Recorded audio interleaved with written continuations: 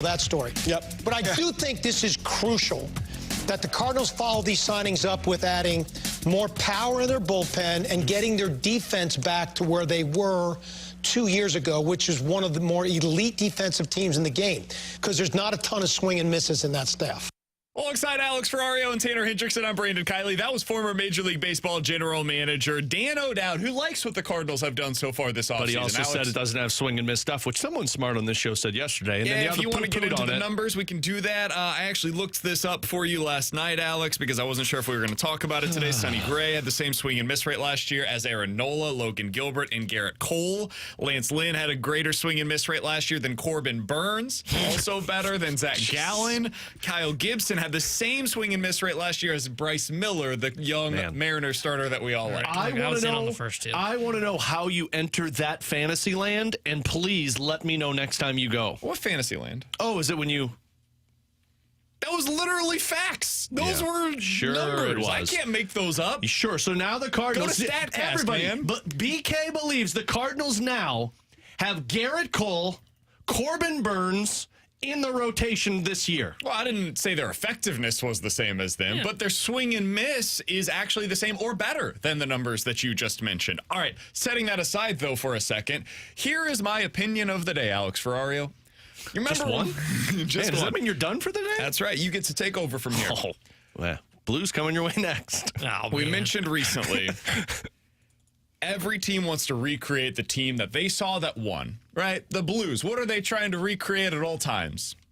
Defense. 2019, yes. Defense, length, strength, all of that stuff, right? Length?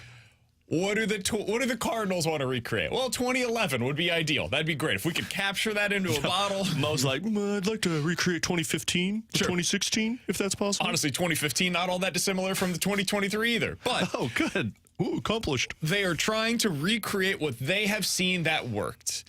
And what they have seen work is a bunch of workhorses out there, man. Dan O'Dowd said something very interesting yesterday that got me thinking about, okay, how does this work for the Cardinals? What is if you're bullish on the 2024 Cardinals based on what they currently have in the rotation, not a new addition, what does that look like? Why are you bullish about them?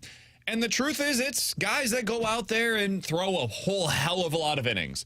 And that doesn't happen anymore in Major League Baseball. Alex, there were 14 teams, 14, nearly half the league, that didn't have a single starter last year throw 180 innings for them. That used to be like every team had at least one, probably multiple. That was the number 5. Guys. Yeah. You just, hey, we got an innings eater. He's going to be our number 5 starter. He's going to throw, 180 innings with a 5 ERA this year. Those guys do not exist any longer in Major League Baseball for the most part, except for right here. Cardinals signed 2 of them. The last team that had 4 starters to throw 180 innings in a season was the 2016 Chicago Cubs. Alex, do you remember what happened that season? Yeah, I do, BK. What happened? Yeah, they won the World Series, BK. Do you know what happened the time before that for a team that had 4 starters that threw 180 innings? Do you know who that team was? No, BK. Who was it? The 2014 Royals. Do you know what that team did, They Alex? won the World Series, They did not. They went to it, but then they lost.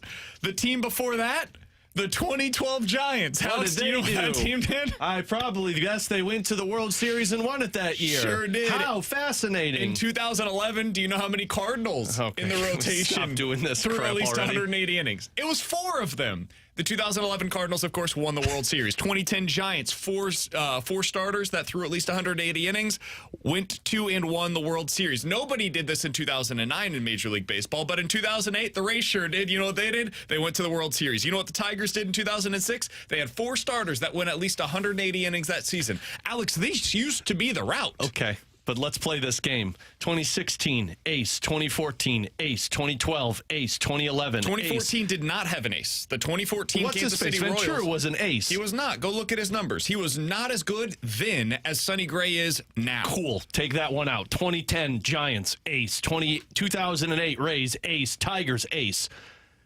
Cardinals, ace? That's the question.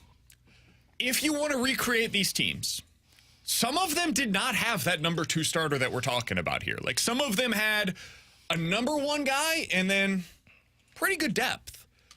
Do the Cardinals have the guy? Capital T, capital G. Now I'm going to say something that I know is going to sound silly, and I'm going to absolutely have this thrown back into my face. Okay, nobody speak. Let's let this soak for a minute when he says I'm it. fully prepared for Randy to clip this and tomorrow to come on the air and talk about how silly it is for anybody to compare somebody to a Cardinals all-time great. And I understand that. And no, I'm not bringing up the name of Bob Gibson. I would never do that. But he did pick the jersey number because Bob Gibson. I loved it. By the way, 45. Sonny Gray hit every note that was necessary yesterday. He talked about how much he loves the history here. He specifically referenced Bob Gibson. He brought up how he's texted Adam Wainwright. All the players love it. It was a destination place for him. He came here and he loved it because of the fans. Like every note that you would want to hear a player hit on, Sonny Gray did that yesterday. Yeah, so he won the press conference. So the Cardinals don't have a Chris Carpenter of this group. But do they? But do they? In 2011, Chris Carpenter had basically become the fully formed version of himself.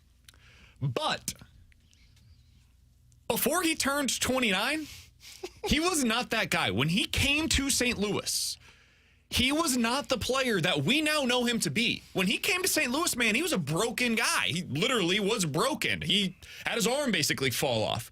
Cardinals put him together. Dave Duncan sewed up the pieces, and then we got an ace here in St. Louis. Chris Carpenter, prior to turning 29 years old, had thrown 870 innings in his career. He had a 4.6 fielding independent pitching and was 2% below league average as a pitcher.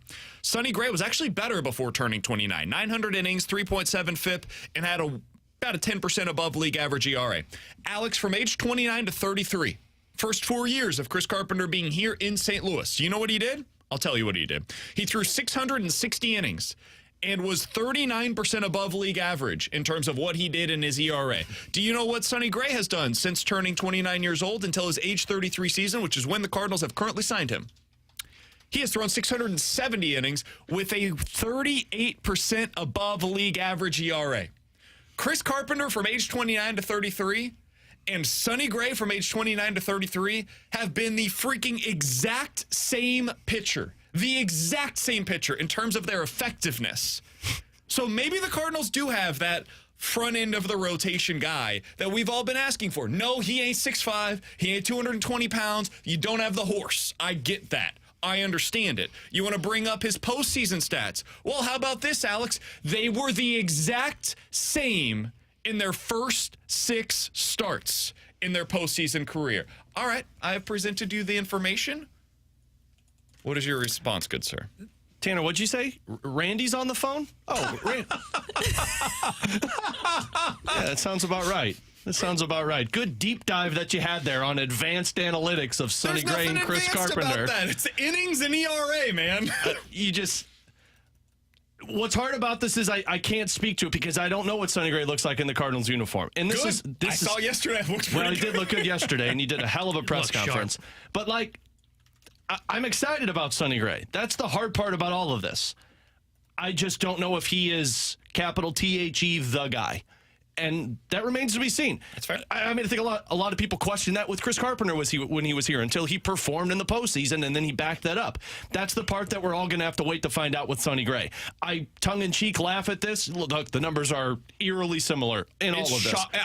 So I will, full disclosure, I looked this up yesterday because I was like, okay, I heard the numbers. The thing that really got me on this deep dive was Dan O'Dowd saying, hey, the last team to have 4 starters that threw at least 180 innings in a season was the 2016 Cubs. I was like, damn, it's been that long? That's crazy. And then I looked it up. There's a bunch of teams that had done it like prior to 2016, but honestly, really like 2011 and before. It's a lost start, guys going this deep into games. And I saw that the 2011 Cardinals were on this list, and I was like, okay, that rotation, we always talk about it, wasn't great, but they had the guy, and then I looked at Chris Carpenter versus Sonny Gray. I was like, holy crap, it is shocking how similar they are at this point in their respective careers. And all of this is going to come down to, as BK likes to say, when the brights are the lightest. And we're not going to find that out until Sonny Gray is able to carry this team into October. The hard part about all of this is it's not even anything on Sonny Gray. If we were sitting here and you brought up that comp of Sonny Gray and Chris Carpenter, I'd be like, damn, that's an awesome player to have in this position as long as there was somebody above that.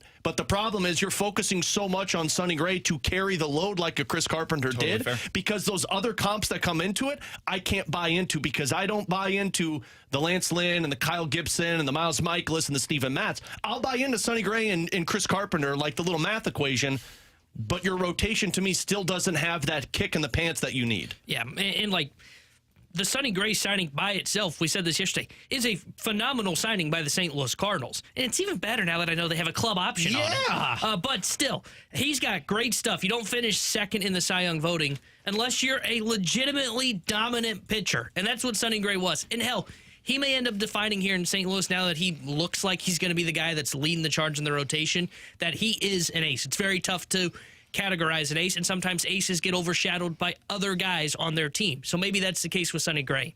But I do agree, the reason it felt underwhelming yesterday is because you knew the offseason was done, at least in theory, to the starting rotation, and that it does feel like the Cardinals still need that guy. And the point that I brought up in the office when we were going over this is, how many teams can build a 2011-style rotation in modern baseball with swing and miss and win a World Series? I know the Rangers just did it, but I think they're probably going to be viewed off as the one-off. 10 years from now, I bet you they're the one that we say, yeah, that was probably the one-off, and they end up running into just an okay Diamondbacks team. That's my only thing against this, because the numbers don't lie. No, you're 100% correct. And, like, frankly, I don't believe this. I don't believe that Sonny Gray's going to be Chris Carpenter, but the numbers are shockingly similar, and I was really surprised to see it, and I also believe that they need a number 2. I think they should have gone out and traded for Tyler Glasnow. I still think they should go out and trade for Tyler Glasnow. I think they should go out and get somebody with some serious upside to add to this mix.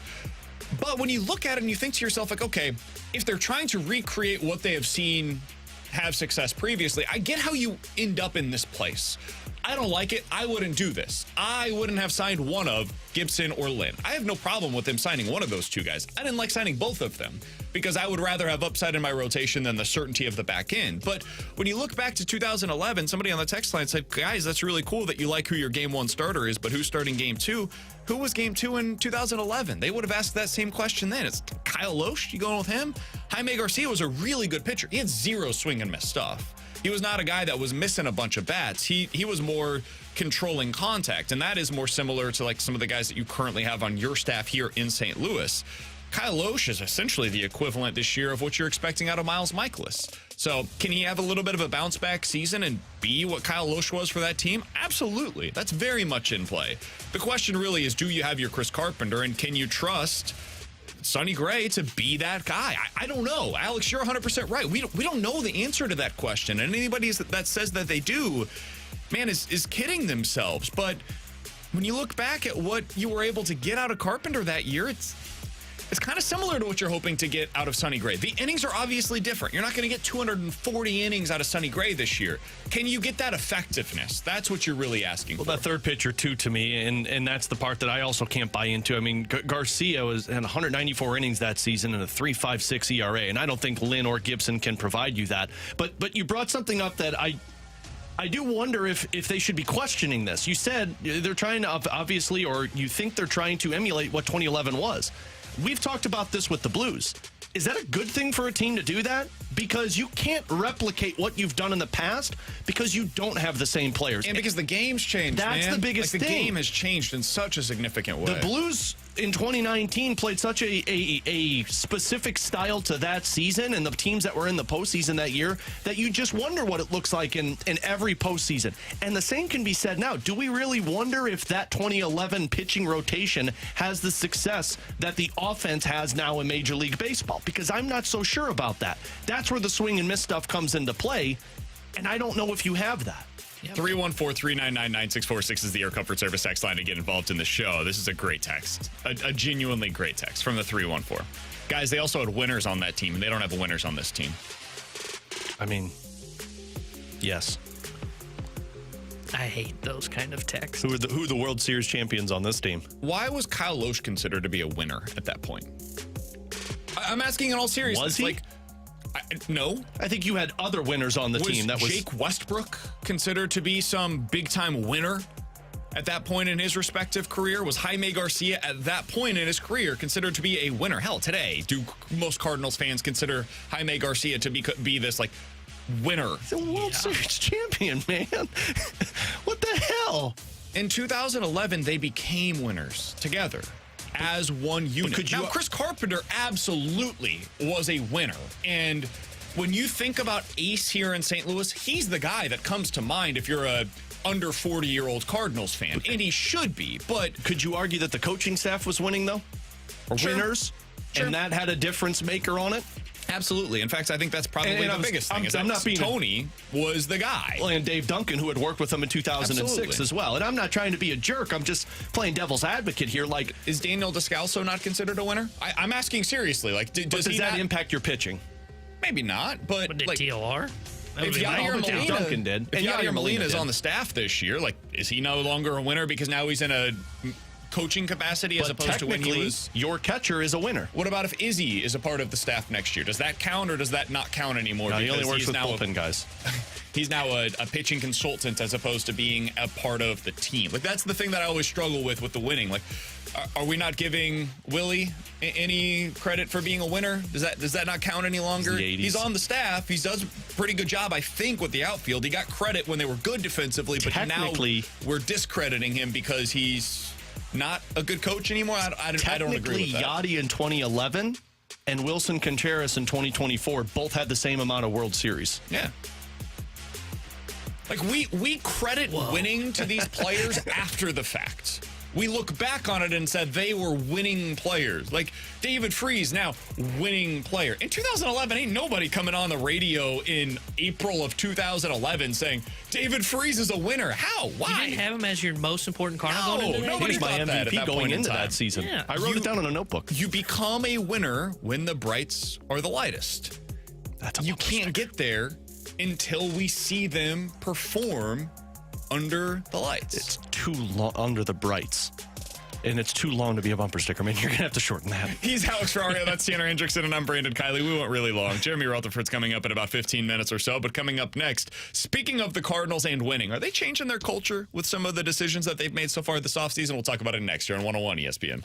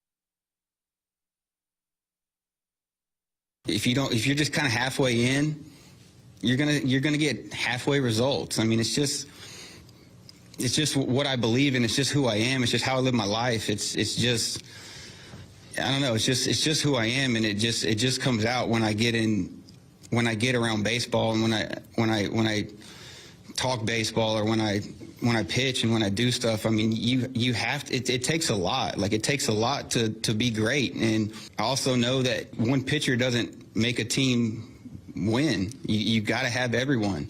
You got to have every guy on the staff, bullpen. You've all got to be pulling in the same direction and have a common goal and have a common belief. And that was Sonny Gray yesterday. I loved his opening press conference. Everything you could want to hear a player say in their opening press conference, that is what you heard from Sonny Gray yesterday. Alongside Alex and T-Bone on BK, he said all of the right things about leadership, about how he wants to take the ball, about how he improves. And Alex, I've seen a number of interviews with him now where he's like holding a baseball as he's doing the interview, basically at all times. That's something that's going to win me over immediately. I was going to say, he's BK's guy, because this man has been following every media interview he has done from the day he signed. He was on MLB Network earlier today talking about the different changes that he's made to his breaking ball, and he got so worked up about it that he nearly cussed on live national television. It was great. It's in there. So that is something that they're hoping rubs off on the rest of the staff. They also hope that Lance Lynn can hold guys accountable, and they hope that Kyle Gibson brings some of the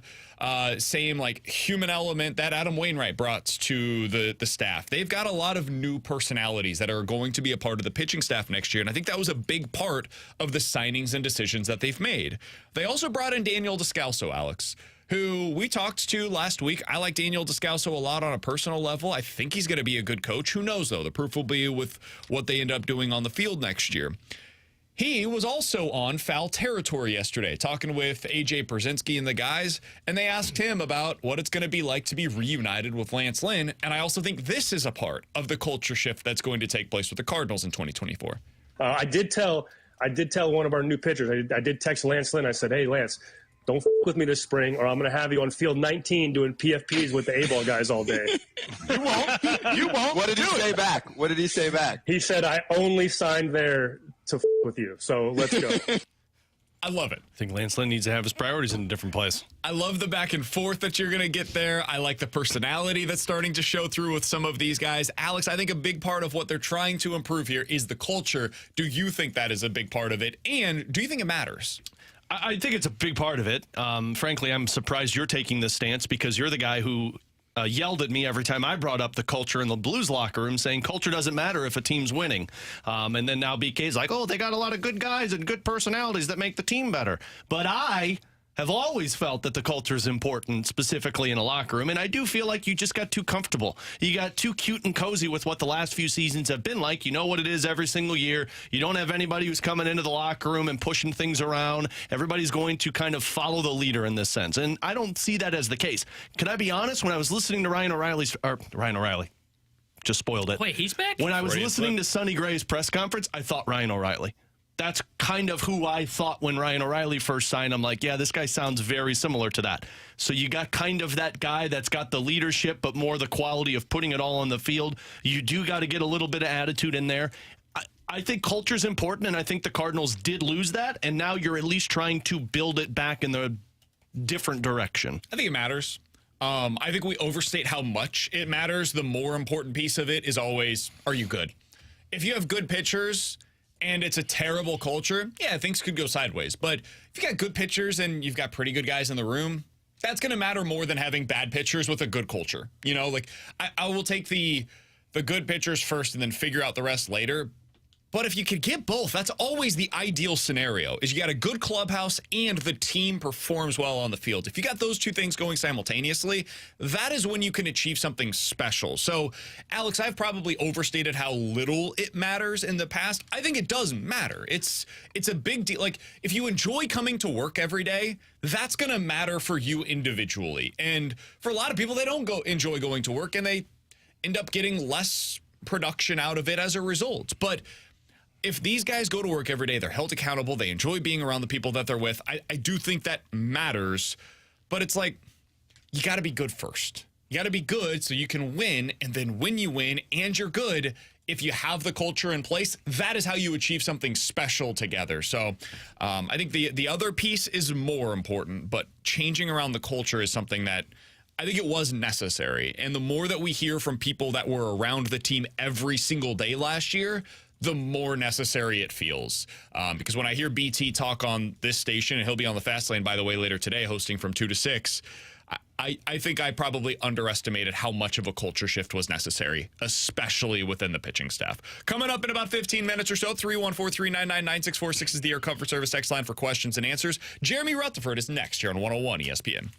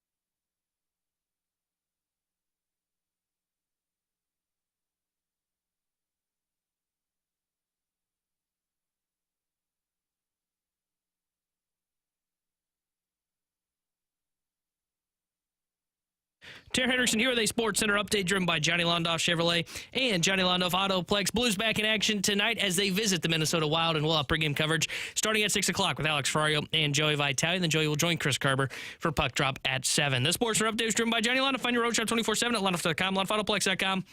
Are you kidding me?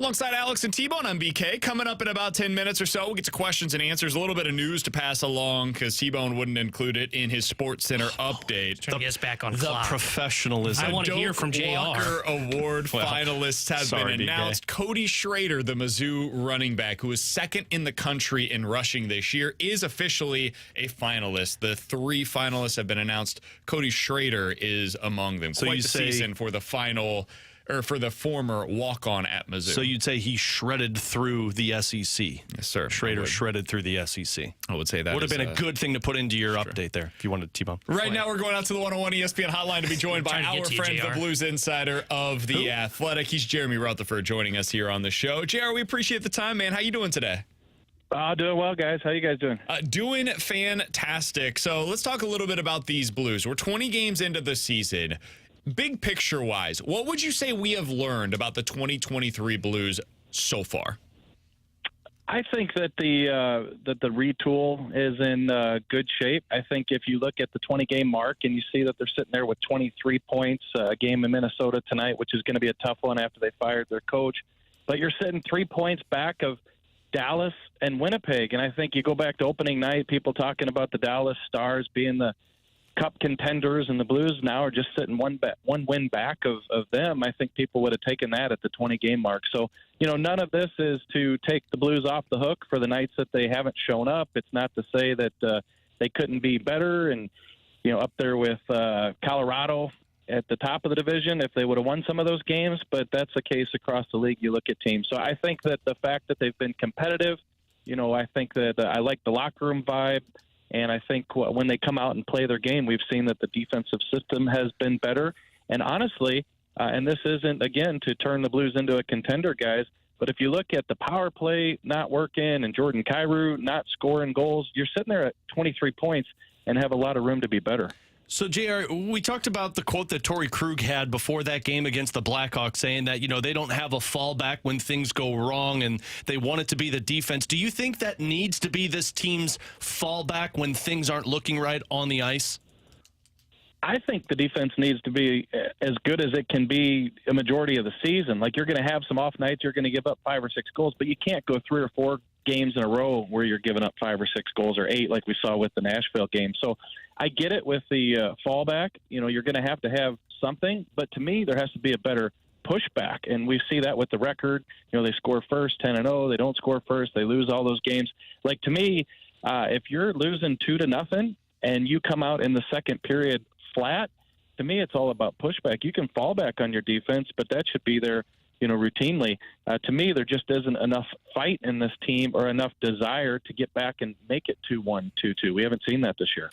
Jeremy Rutherford is our guest here on 101 ESPN. JR, one of the guys that's come under, I don't even know if it's criticism so much as I guess scrutiny for his game this year is Jordan Kyrou. No surprise, it's been the case for a number of years here in St. Louis. The defense has been better. I think maybe there were some moments recently where it slipped a little bit, but it's mostly been fine this year. He's got 13 points in his first 20 games. How would you assess what we've seen so far this year from Kyrou? I think it's probably been average, might be the best word. Some people might look at the offense, BK, and say below average. The thing with Kyrou is because he's created this reputation of just not being on the spot a lot of times or having those lapses that whenever they occur, it's magnified and people say, same old Jordan Kyrou. Like, if I were to do a report card today, which we don't do until the end of the year, at this point, I'd probably give him a C+. But I think that we've seen defensive steps in his game. And I know some people are going to disagree with that, but to me, I watch all the games, and for the most part, he has improved in that area. That doesn't mean he's there yet. It doesn't mean he's one of the better defenders on the team. It's just you were looking for improvement, and I think we've seen that. So now has that taken away from some of the offense? Perhaps. He's had opportunities and hasn't converted. If he has a few more goals, or people looking at this thing differently. And then the other thing I think with him is, those types of players, it's confidence. And I don't think he has the confidence right now. So Craig Berube, moving him down to the third line, wanted to give him a chance to breathe. They've moved Neighbours up. Neighbours looks great.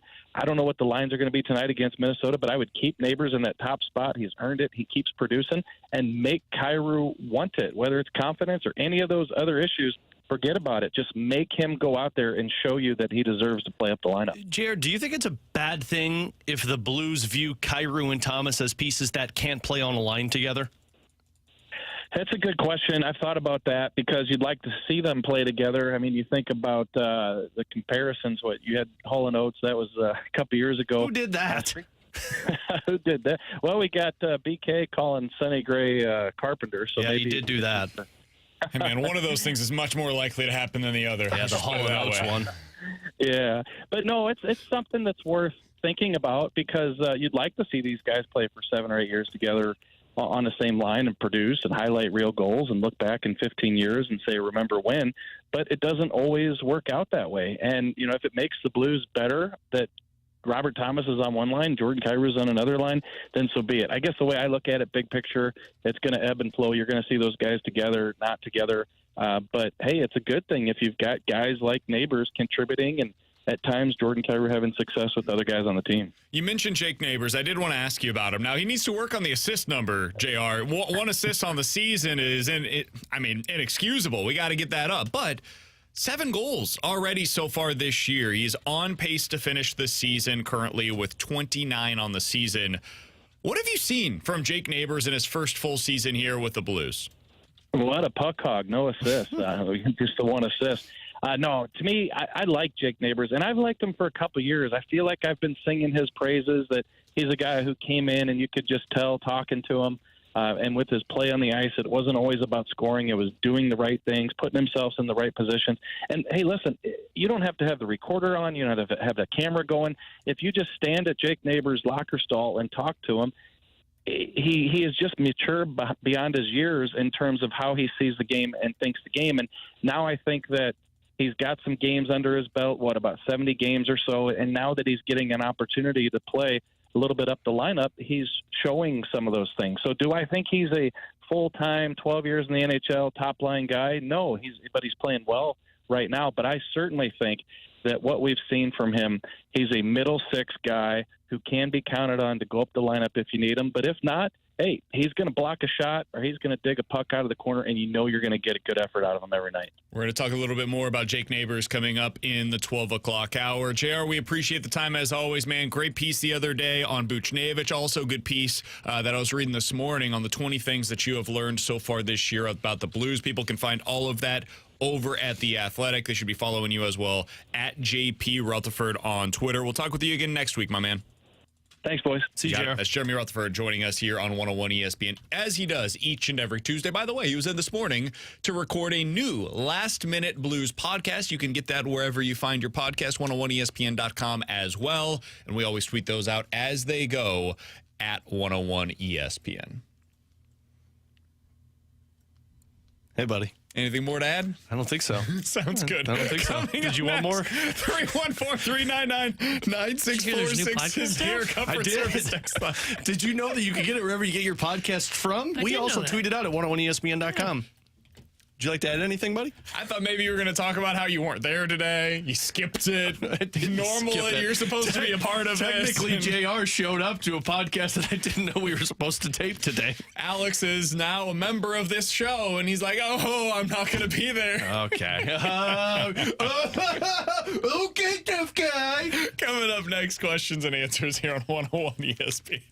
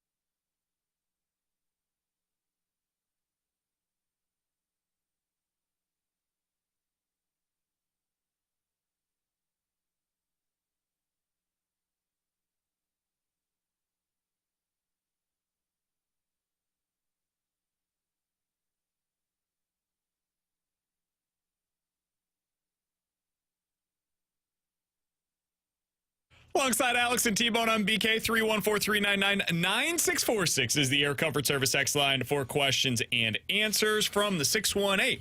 Guys, I heard Mo say multiple times about the signings that they've made so far that these guys all wanted to be here.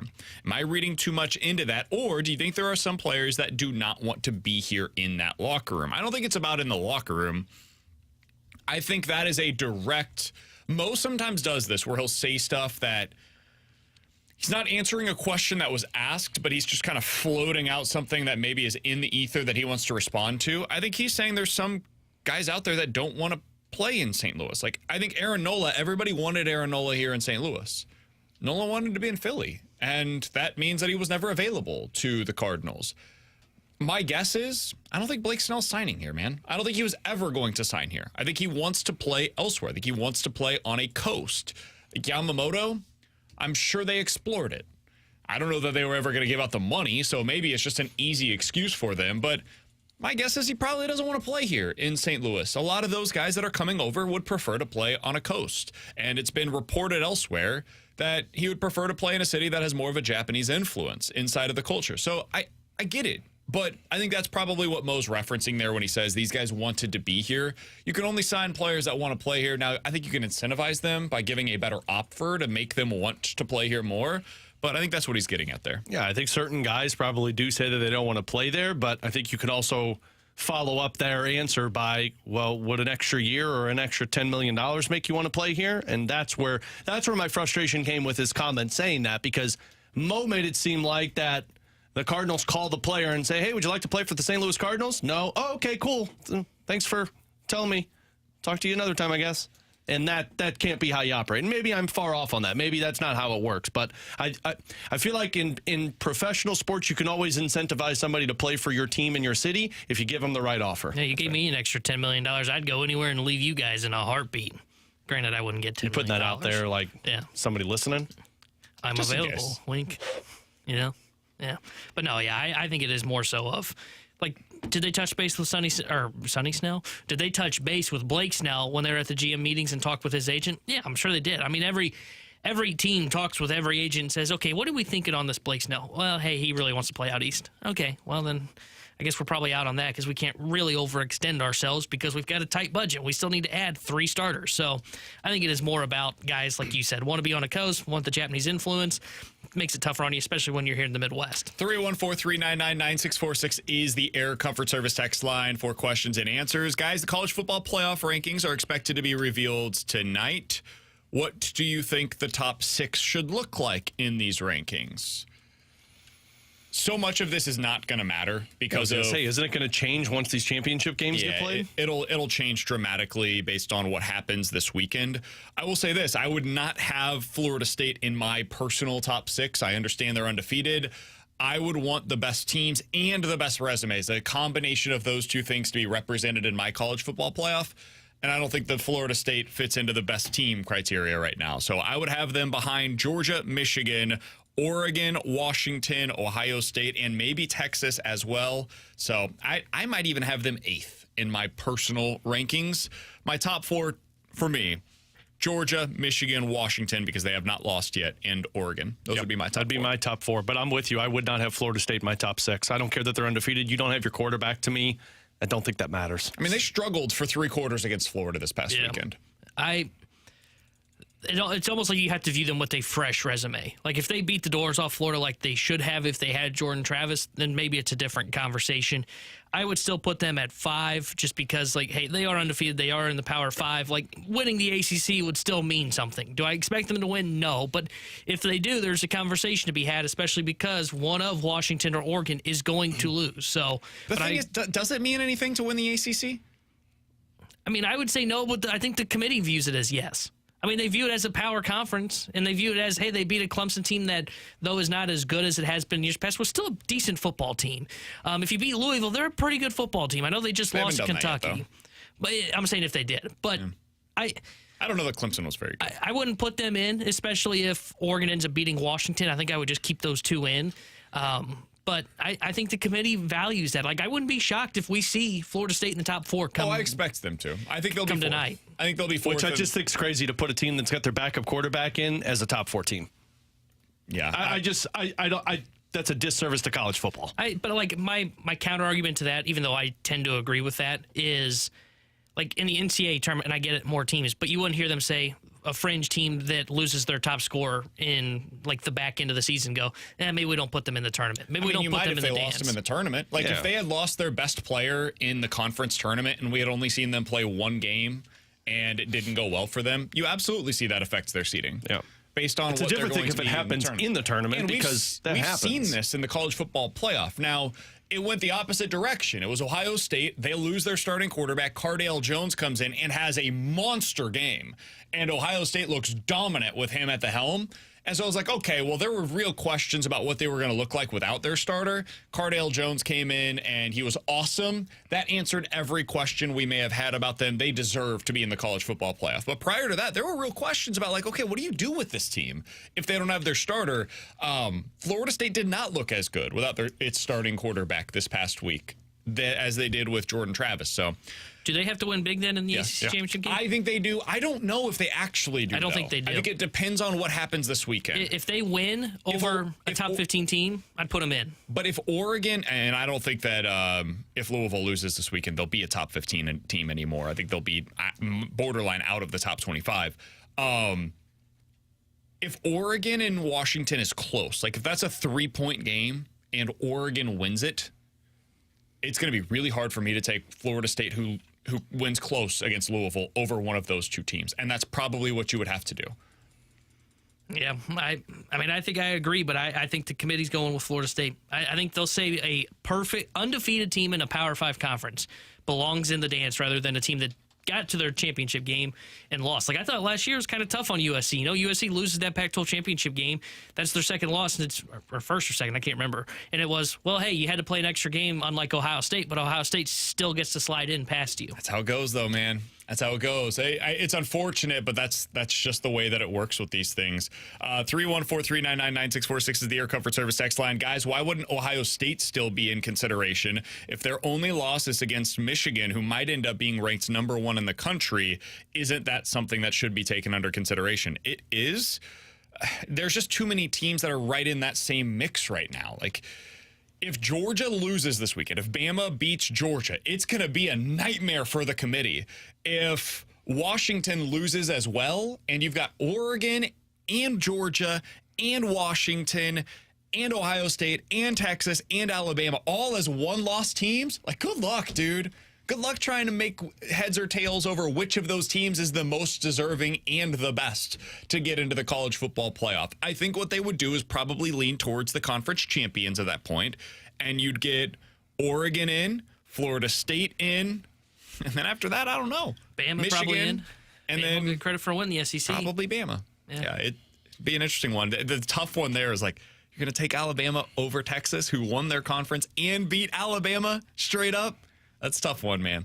314-399-9646 is the Air Comfort Service text line. Guys, is there any scenario in which Mizzou gets into the Final Four? No, there is not. Oh, you can't come up with any scenario for us? There's no scenario available to them after this weekend. However, they are not only alive, but very much expected to be a part of the New Year's Six Bowl game. Now, I think there's been some confusion here. They can't get in. It's almost impossible for them to get into the Orange Bowl. They will take the highest ranked of the remaining non-college football playoff teams out of the Big Ten or the SEC, likely Ohio State, maybe Alabama. One of those two teams is likely to play in the Orange Bowl, and they'll go up against the best team that remains from the ACC. So Mizzou's not going to play there, but they're likely to play in one of the Peach Bowl, the Cotton Bowl, or the Fiesta Bowl. Against Tulane.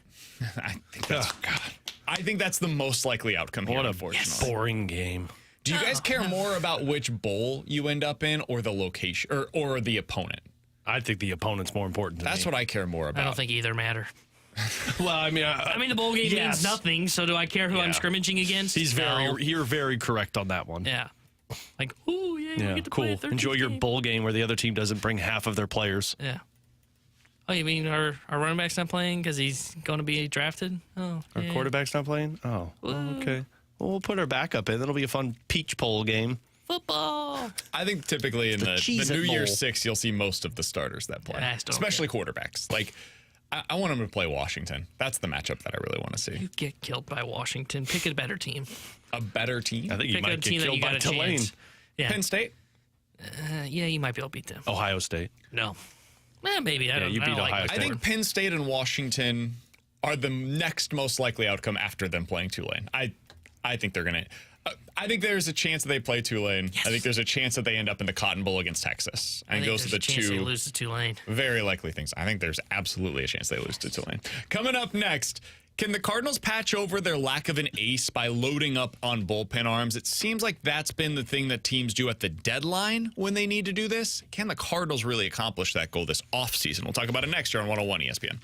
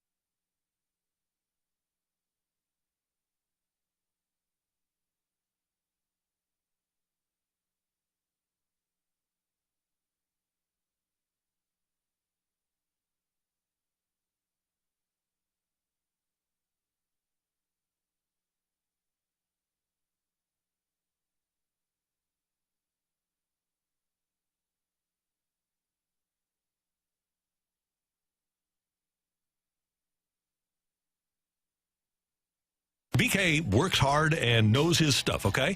But I would ask him this. Have you ever thought of Sonny Gray as a number one starting pitcher? I don't think that he disagrees with that at all. No. And that's what the Cardinals are signing him to be, as a number one starter. That ain't going to happen. Unless he changes his stripes dramatically at the age of 34, Sonny Gray, unless they have some magic elixir to turn him into a number one, I don't see it happening because I've never seen it happen before.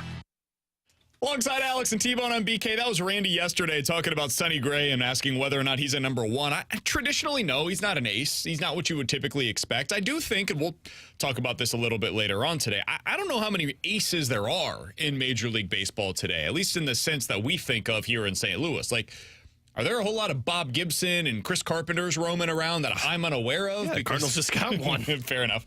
I don't see him out there. There's not a whole lot of guys throwing 200 innings with a sub-3 ERA that you can just expect to go out there and shove for 7 innings in a postseason game. It's pretty rare in today's game. That being said, I do think Sonny Gray's really good. And if he's the best guy in your rotation, I wish they would have done more.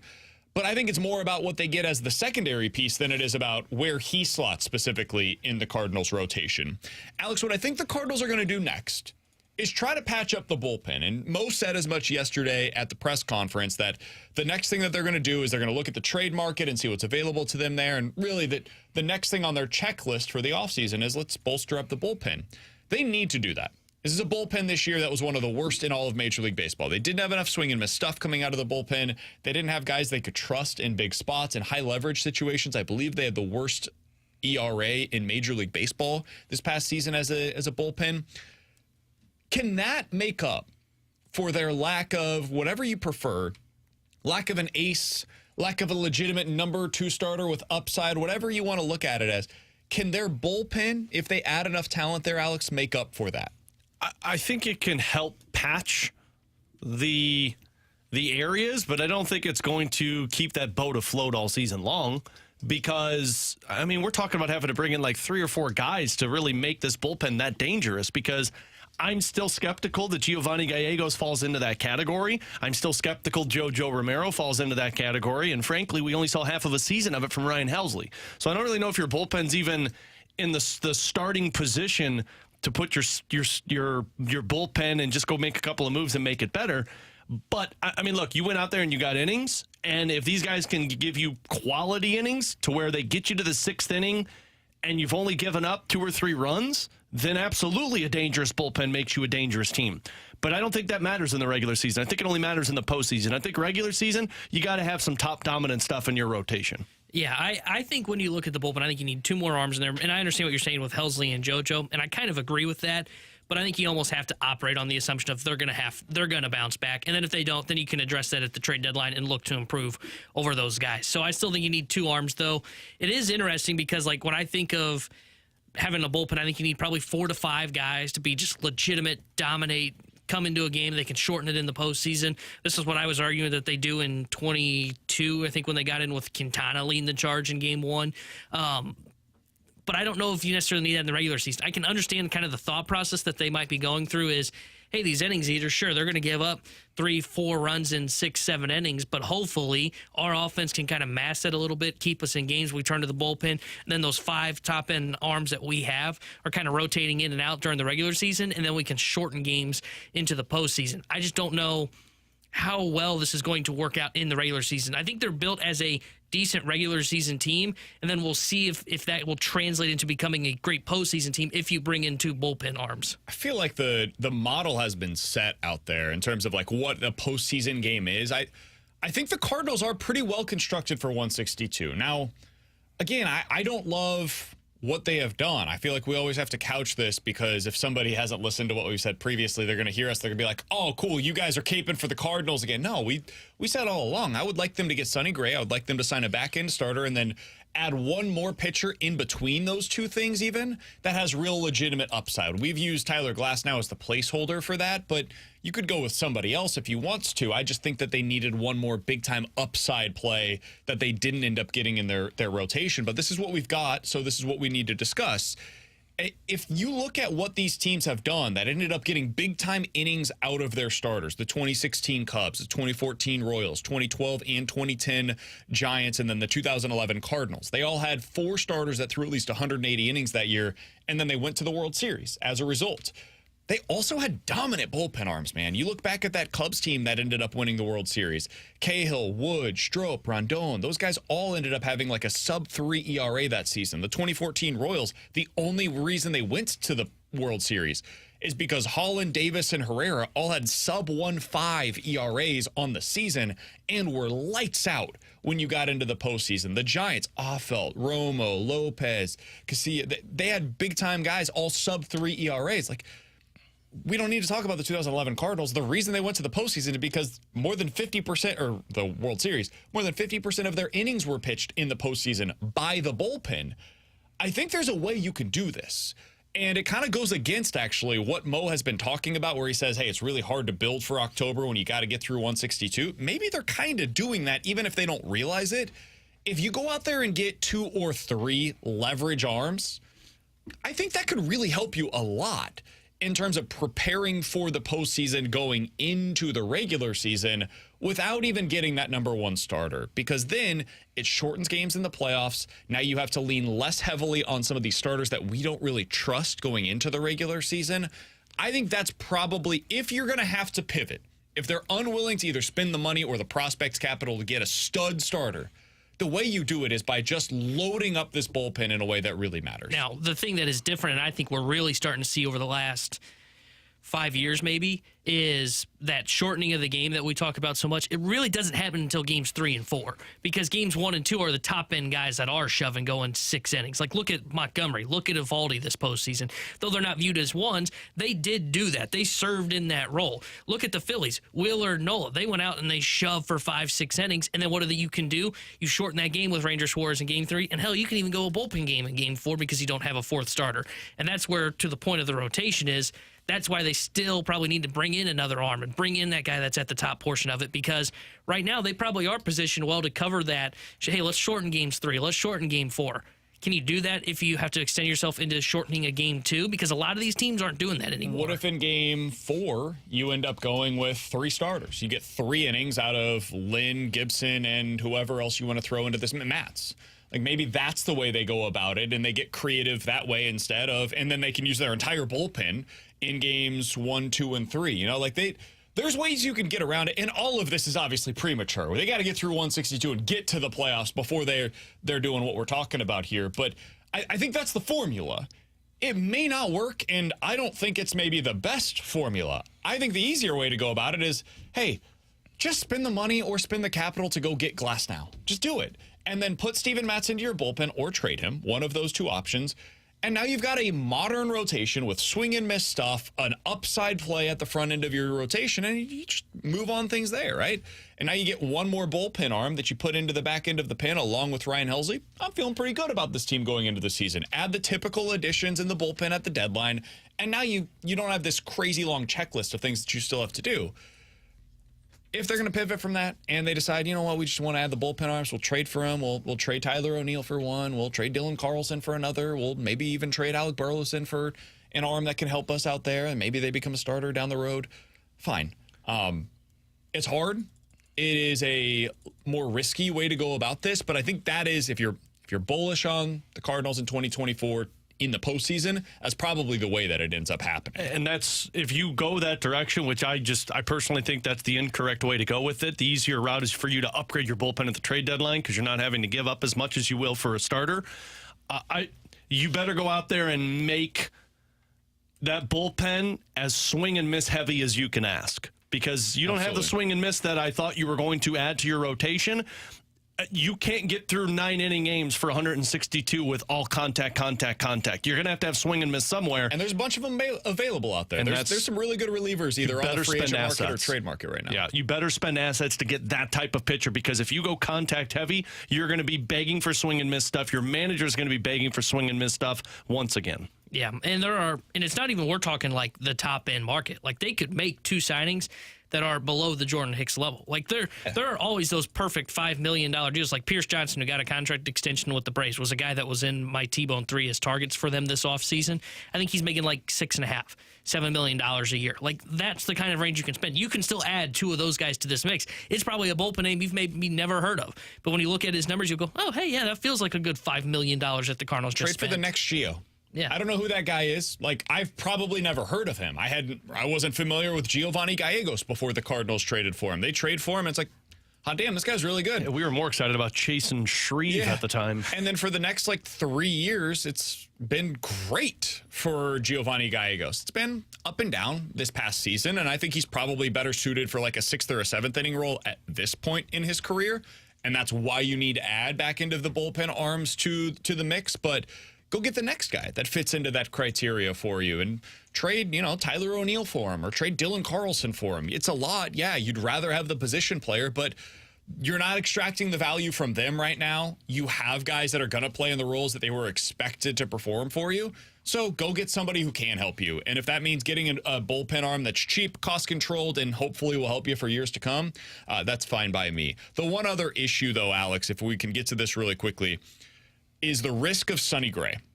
Because for as much as I love the guy, I think he's awesome. I'm super excited about what he's going to bring to the Cardinals rotation. Last year was one of the rare instances in which he did not get hurt and did not have an innings deficit whatsoever. The year prior, he threw 120 innings for the Minnesota Twins. The year before that, 135. He was at 175 in 2019. That was great. But the year before that, 130 innings with the New York Yankees. Do you have a concern of what this rotation looks like if Sonny Gray were to get hurt at any point in time? I absolutely do. And this is why I would say your better route is to still attack the starting pitching market, because as all of these innings look great, awesome, but what happens when/if you lose Sonny Gray? Because that is the only guy that has that upper level talent that you needed for this rotation. And when you lose him, you're doing the exact same thing that you did last year. If you're trying to put sticks and tape together and just get through the season with Lance Lynn and Kyle Gibson and Zach Thompson and Miles Michaelis and Steven Matz, God forbid you lose another one of those guys. But if you look at the teams that build to win in October, Philadelphia, Atlanta, Houston, although Houston, now that they got Justin Verlander, it helps. All of those competitive teams, they have a fallback if their top guy goes down to cover those innings, but also provide that talent so hey, at least we know we can stop this snowball with this guy. And I'm not sure you have that without Sonny Gray. Yeah, I don't think they do, and that's another reason to add into this of, hey, they still need a top-end arm, not just for October, but if something were to happen to Sonny Gray, because if he went down due to an injury, and look, I'm not saying you should project that he's going to get hurt, but if he did go down due to an injury, you're back in the same spot during those years with Jack Flaherty, before Jack Flaherty of this year happened, where it was, hey, we've got this young ace in Jack Flaherty. This guy's going to lead the rotation.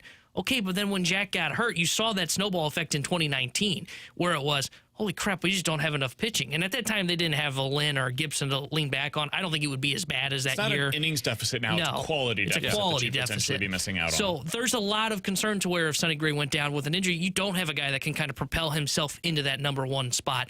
And Michaelis can be a number two at times. He cannot get up to that number one level, though, and that's why you need another arm there to support that in case he did go down. And I feel like you could probably expect 160 innings reasonably out of Sonny Gray this upcoming year. I think that's the average season that you'd get out of him. That's pretty good. You'd sign up for that probably. That also means that there's probably going to be 4 or 5 starts that he doesn't make next year over the course of the 162-game season. And when he's missing those starts, especially if they're consecutively, if he misses a month of the season with, some kind of forearm issue, we know how this works. Pitchers get hurt. That would be a real concern with what they have currently available to them out of this rotation. Coming up next, 314-399-9646 is the Air Comfort Service text line for Better to Forget It here on 101 ESPN.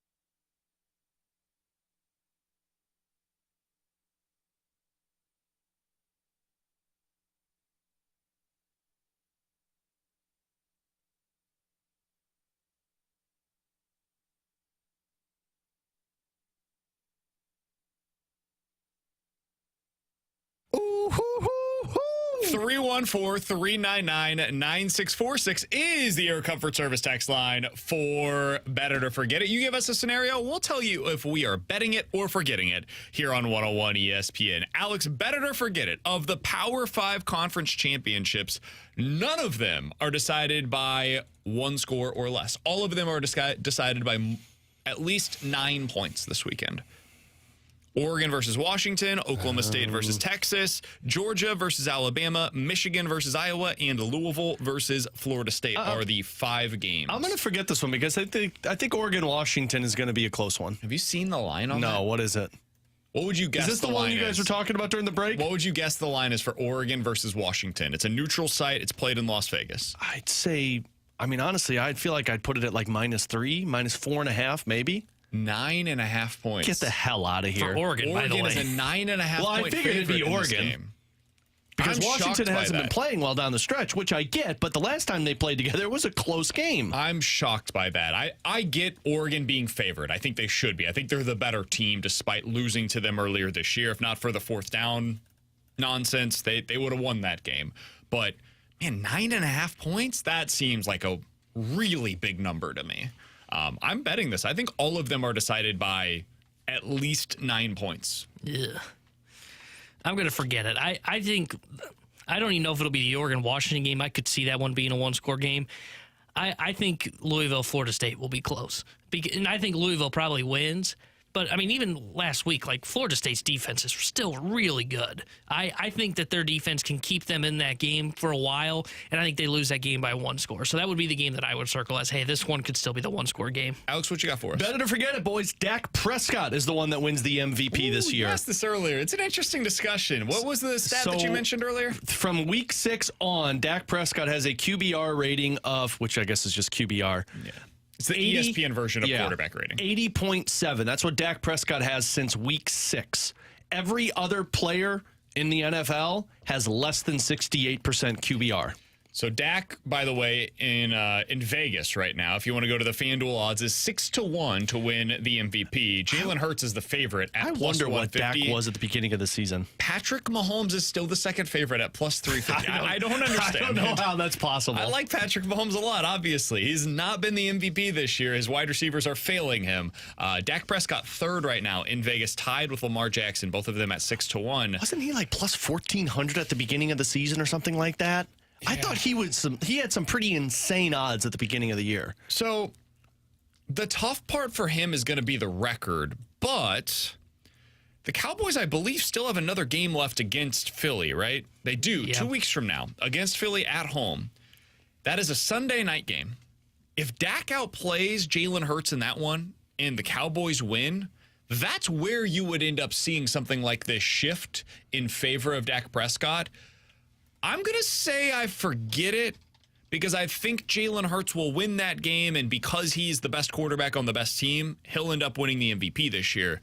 I like where your head's at, though, Alex. If you think that the Cowboys will beat the Eagles, you should bet this. There is value in the 6-1 odds. Man, he's got 24 touchdowns this season. Who's got the most? Josh Allen? I think so. Josh Allen's got 24, so he's tied for the most touchdowns this season and has played one game less than Josh Allen. And he's also got 6 interceptions. Josh Allen's got 13 of them. Yeah. I'm going to bet this one. I think it's going to have to continue the rest of the way. But if Dak continues to put up offensive numbers like this the rest of the season, I think he wins that MVP. I like that. I'm going to forget it because I think they lose that game to the Eagles, and they will get.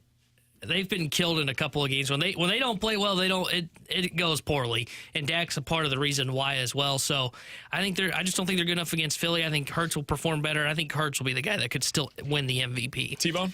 Bet it or forget it. Jake Neighbours will finish top 5 in points this season for the Blues. Just as context right now, he has 8 points, which is in 9th place, 2 points behind Justin Falk, who is 5th at 10. You think finishes top 5? That's the question? Top 5. No way. Forget no it. way. Maybe top 10. No way top 5. I think your top easy. 5. I think your top 5 is going to be Thomas, Buchnevich, Kyrou. I'll put Kevin Hayes in there. Shen, and Justin Falk. One of Shen or Justin Falk, because I think Falk's been putting up like points per game type of stuff. So, but no, Neighbours is not going to be up there. I'm going to bet it. I'm not going to shoot this down right away, you guys. Man, this show Is he gonna get always negative about the Blues. I tell you what. Unbelievable. Right. Unbelievable. I mean, to me, who are the guys he's got to beat? He's got to beat out Saad Kyrou, and Thomas. Hayes. Well, no, top 5. I mean, Kyrou, Booch, Thomas, and Shen are all top 4 right now. Like, I don't think he's passing those guys. So it comes down to that 5th spot. He's one point behind those guys. The problem is, like, they're going to get assists. He's not, so. Hey, he's going to learn to pass the puck. And the other problem is, like... At least he's going to go park himself in front of the net. Also, what's his shooting percentage right now? 25%? Like 23%, which is like 6th best in the NHL. It's only 28%. Yeah. Yeah, I'm sorry. I'm going to be the bear bad news like I was last year. my gosh. The problem is, he's not going to finish with a 28% shooting percentage, so it's going to be regression that comes his way. He's not going to continue scoring a goal in every single game. Wait till he's top And whenever 5. Kyrou starts to heat up offensively, he's going to be going to get more ice time than Jake Neighbours, and now Jake Neighbours is going to have to produce points on the fourth line. When Kyrou starts converting those good opportunities into goals, that's going to produce more assists for the line mates that he's with, specifically Kevin Jake Hayes. Neighbours. Or Braden Shen. So good try, T-Bone. I I appreciate will your say- optimism for Jake Forget it. Neighbours. I respect Blues optimism on this show, unlike this guy over here. I know, but at least like But you it could was have been still a like, dumb "Man, idea." this is interesting." No, let but me it think wasn't. about it. But both of you are like, no, move on. If you would have Next said top question. 10, I would have been all in. That's so easy, top 10. Now Sundquist is almost top 10 in points. 9646 is the Air Comfort Service X line for Better to BK's Forget It. done with you. Guys, better to forget it. Jaden Daniels wins the Heisman Trophy this year.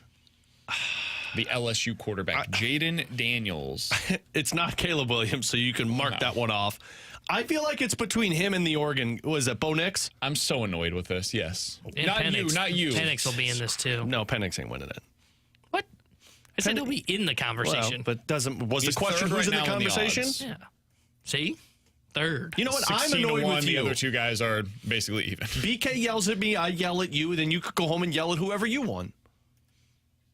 Better to forget it. To a pillow. Jaden Daniels wins Forget the it. Heisman. Why are you so annoyed with me? Not you.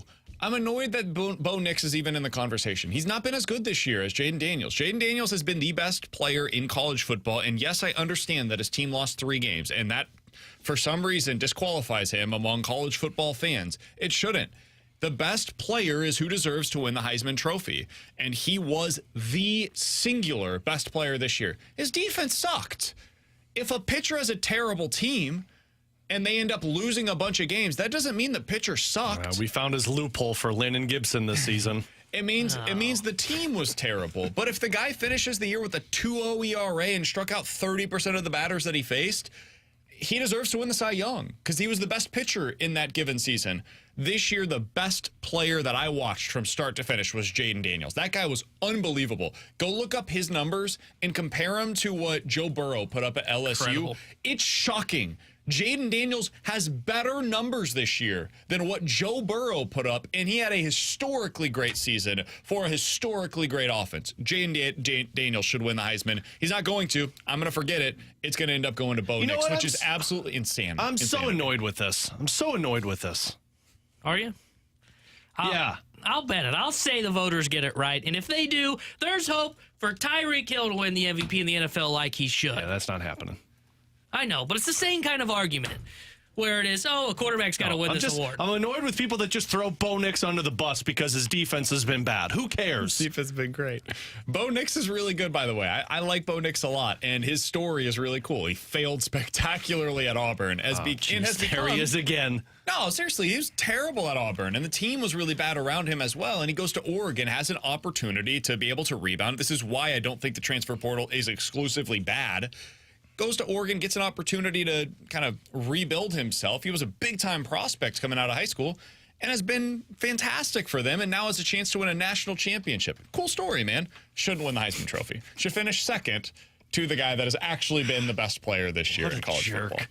Coming up in about 15 minutes or so, we're diving into the junk drawer. If you guys want to get involved, you always can do exactly that at 314-399-9646. You can also leave us a mic drop feature. We're probably not going to get to him today, though, if I'm being totally honest with you. That is over on the 101 ESPN app. Coming up next, can Jake Neighbours be for the Blues what Brendan Donovan was in his rookie year for the Cardinals? Talk about it next here on 101 ESPN.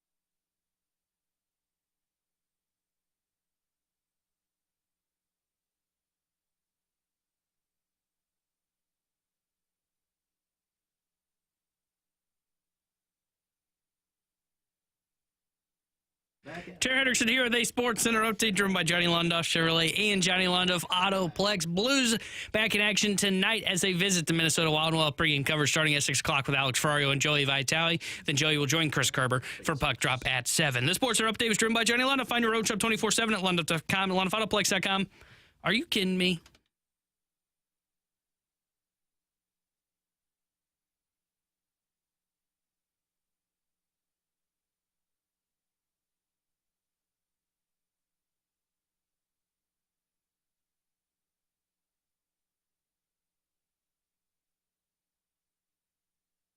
Alongside Alex and T-Bone, I'm BK. Coming up in about 10 minutes, we'll get into the junk drawer. But right now, we got to talk about Jake Neighbours, Alex. The guy has been outstanding for the Blues recently, and he's starting to take on an even bigger role. He has gone from a third or fourth line to start out the season, moved up to the third line occasionally, to being on the top line with Robert Thomas, a guy that they can trust. They know exactly what his role is, and they know exactly what they're going to get out of him every single time that he's on the ice. Sounds a lot like another player that we talked about with the Cardinals a couple of years ago. When Brendan Donovan made his debut, I remember T-Bone put him in the same criteria with Taylor Motter. It's like, the Flow Bros, right? Oh, yeah. The T-Bone 3 always coming through big time. I'm not going to take this blasphemy. Brendan Donovan was on the very first ever T-Bone 3 of 3 prospects to watch the year before he showed up. Yeah, and then you put him and Taylor Motter on the same page the next year. I think I T-Bone actually 3 comped starting him. to get watered down. I think I actually comped him to Rafael Furcal. You know what we need? Yeah. Brendan Donovan, better player. Rafael Furcal, better player. Winning player. What has Donovan ever done? The most winning of winning baseball players. Furcal. You can't ask for a more winning baseball player than Brendan Donovan. Yeah, and Rafael Furcal. And that's how I feel right now about Jake Neighbours as well. He's a winning hockey player. He does the things that Craig Berube asks of all of his guys. But it's hard to do those things, man. It's exhausting. It's tiring. It takes a whole lot of pressure to be able to go to the front of the net consistently and give up your body to block shots when you got to block shots in your own zone. That stuff sucks. It ain't fun to do that on a 7-degree day up in Minnesota when you're like, man, I just had my holidays. I had a little bit of a break here. I don't want to go out there and sit in front of a 90-mile-per-hour puck that's flying at my hip. That sounds terrible right now. But guess who does it? Jake Neighbours does it. Because like a good neighbor, Jake from State Farm is there. And Jake from the Blues will be there. Alex, Brendan Donovan was that guy. So bad. So freaking bad. You had to explain the joke at the end of it. I was all in on everything you were saying until that point. I actually felt bad about that one. That was like a 2 out of 10. You just should have ended it at like a good neighbor. Jake is there. I know. Brendan Donovan a couple of years ago played first, second, third, shortstop, left field, and right field for the Cardinals. Anything they needed him to do, he was more than happy to go out there and do it. Jake Neighbours is doing that so far this season for the Blues. The other thing, though, that Donovan brought was the production. The guy was one of the most productive hitters in all of baseball that year with a 125 OPS plus. Can Jake Neighbours be that for the Blues in your mind? I think he can, and somebody smart on this show compared him to Alexander Steen. I forgot who it was, so we'll just gloss over it, who it was. But that's what Steen did for the Blues when he was acquired from Toronto. He came in, and he was kind of that, like, top 9 player. Then he became the offensive weapon for them, had a hell of a shot on the power play. And then by the end of his career, he converted into what Craig Berube needed from him so that team won. And Jake Neighbours is that guy. I heard the morning show talk about it earlier today. They were talking about Jordan Kyrou, and Randy asked, is Kyrou a Berube kind of player? And a lot of people would say no to that. Jake Neighbours is a Craig Berube type of player. If Craig Berube wasn't coaching this team and Jake Neighbours was here and it was another coach, Jake Neighbours is probably a fourth-line player, and we're talking about how they didn't draft well for that first round. Think? I do, because Jake Neighbours is a guy that is only going to be successful when he's playing heavy on the puck and his line mates are doing the same thing. See, I'm not even pushing back on what you're saying here necessarily. I always think there's a place in the league for those guys. I do, but I don't think it's in the top 6 and they're having success offensively. No, that's fair. There's a place for these guys, and it's on the third or fourth line that maybe come out of the season with 10 to 12 goals. Nick Ritchie is another guy that plays like this, where you go to the front of the net, you hit everything in sight, and you're willing to throw your body on the line when you need to. Jake Neighbours is faster, Jake Neighbours is younger, but that's the style. But there's always places for those guys lower in the lineup, but Craig Berube sees those types of guys and say, this is the engine to our line rush. And every line for Craig Berube he always wants one of these players. Kapanen is another guy that plays like this, which is why he's been playing with Braden Shen. Brandon Saad is a guy like this, which is why he plays with Kevin Hayes. And then late in games, you'll see Oscar Sundqvist move up into one of the top 6 roles because he plays like this. Jake Neighbours' success is going to be, at least in the early portion of his career, because, look, coaches don't last long. We're seeing this in Minnesota right now. But Jake Neighbours' early success into understanding how to play in the NHL is solely dictated by Craig Berube's influence, because the way that Craig Berube wants to play hockey is the way Jake Neighbours succeeds at. And that's why he's having so much success in the early portion of this season on the top line, because Thomas is the distributor, Pavel Buchnevich is the shooter, and Jake Neighbours is the one that is going to force the puck free from other players to make bad decisions. I just always think that when you've got a guy... this is one thing that's actually stood out to me. Let me take this back. I think we underestimated how skilled Jake Neighbours is. We absolutely did. I think you have been talking about this for a while, and I didn't know if he was going to be that guy or not, but you've said, hey, you said last year, Jake Neighbours can be a 15 to 20 goal scorer. I said, that's a lot to ask out of a guy that's in his first season in the NHL. And it ended up where, like, we were both kind of right, because what you said is clearly accurate. He's capable of doing that. This year, I think it would be a surprise at this point if he doesn't get to 15 or 20 goals on the season. It was too much of him last year. That wasn't the right situation for him. Everything went to crap for the team, and they ended up having to, he only played half the season up here in the NHL level. But this year, he can be that for you. And when I look at, like, Edmonton, right, what do they always want on one of those top lines? They want a guy like Jake Neighbours, because they need to create space. And so this is why I think that he's always going to have a role, or players like him are always going to have a role in the NHL, even potentially in the top 6, is because when you play with superstars, you don't necessarily want 3 superstars in the same line together consistently. Now, if you need a goal, sure, put them out there together. We see this with the Maple Leafs. We see it with Edmonton. We see it with a bunch of different teams around the league. Go get your best players on the ice when you need it, when you got to have it. But in general, over the course of the full season, man, I want a guy that's going to create space for them. I want a guy that's going to go out there and do the dirty work for them. Give me 2 superstars and one guy like Jake Neighbours on the ice, and I feel pretty damn good about my opportunity to make consistent offense happen while they're out there. I think Jake Neighbours is like the ideal guy to have with Robert Thomas. Now, I don't know who the other winger is going to be long-term for them, but if Neighbours makes good on this opportunity, he's got a real chance here to carve out a significant role for himself for years to come. I think this is why this retool, as JR mentioned earlier with us, is looking really solid for the Blues at this point. Defensively, you got to figure it out. When I talked with Hal Gill, who's former NHL defenseman, he does the analyst work for the Predators a couple of games ago, he talked about Nashville being like, they're a team right now that needs to get out of some bad contracts and then they're going to start playing well. And him saying that's like, okay, Blues are probably thinking the same thing. But if Neighbours is this, you've got Thomas. My hope is that they re-sign Buchnevich long-term, because he looks like that other winger with Robert Thomas. Jordan Kyrou, you've got Snuggerud and Dvorsky, who your hope is within the next year or so, they're going to be contributing at the NHL level. That's how you build a top 6. And then you've got those role players that play in the 3rd and 4th lines. You figure it out on the defensive side. That's why when Craig Berube talked about Neighbours, I think it was about a week or 2 ago, and he said, this guy is so important to the future of this Blues team. It's because of that. You got to have somebody who could play in your top 6 that provides a little bit of something that nobody else in your system has. Neighbours is showing it, and he's got the offense to back it up, and now you just have to wait for the other pieces to develop with him. The Blues are back in action tonight. They're on the road. They're up in Minnesota. They're taking on the Wild, who fired their coach yesterday. Oh, Alex, boy. They are 5-10-4 on the season, and it's gotten ugly with the Wild. They are... What is it, 7 straight losses? 7 straight, and I think they've won or lost 12 of their last 13. It's bad, man. It's really bad. Goaltending has been awful.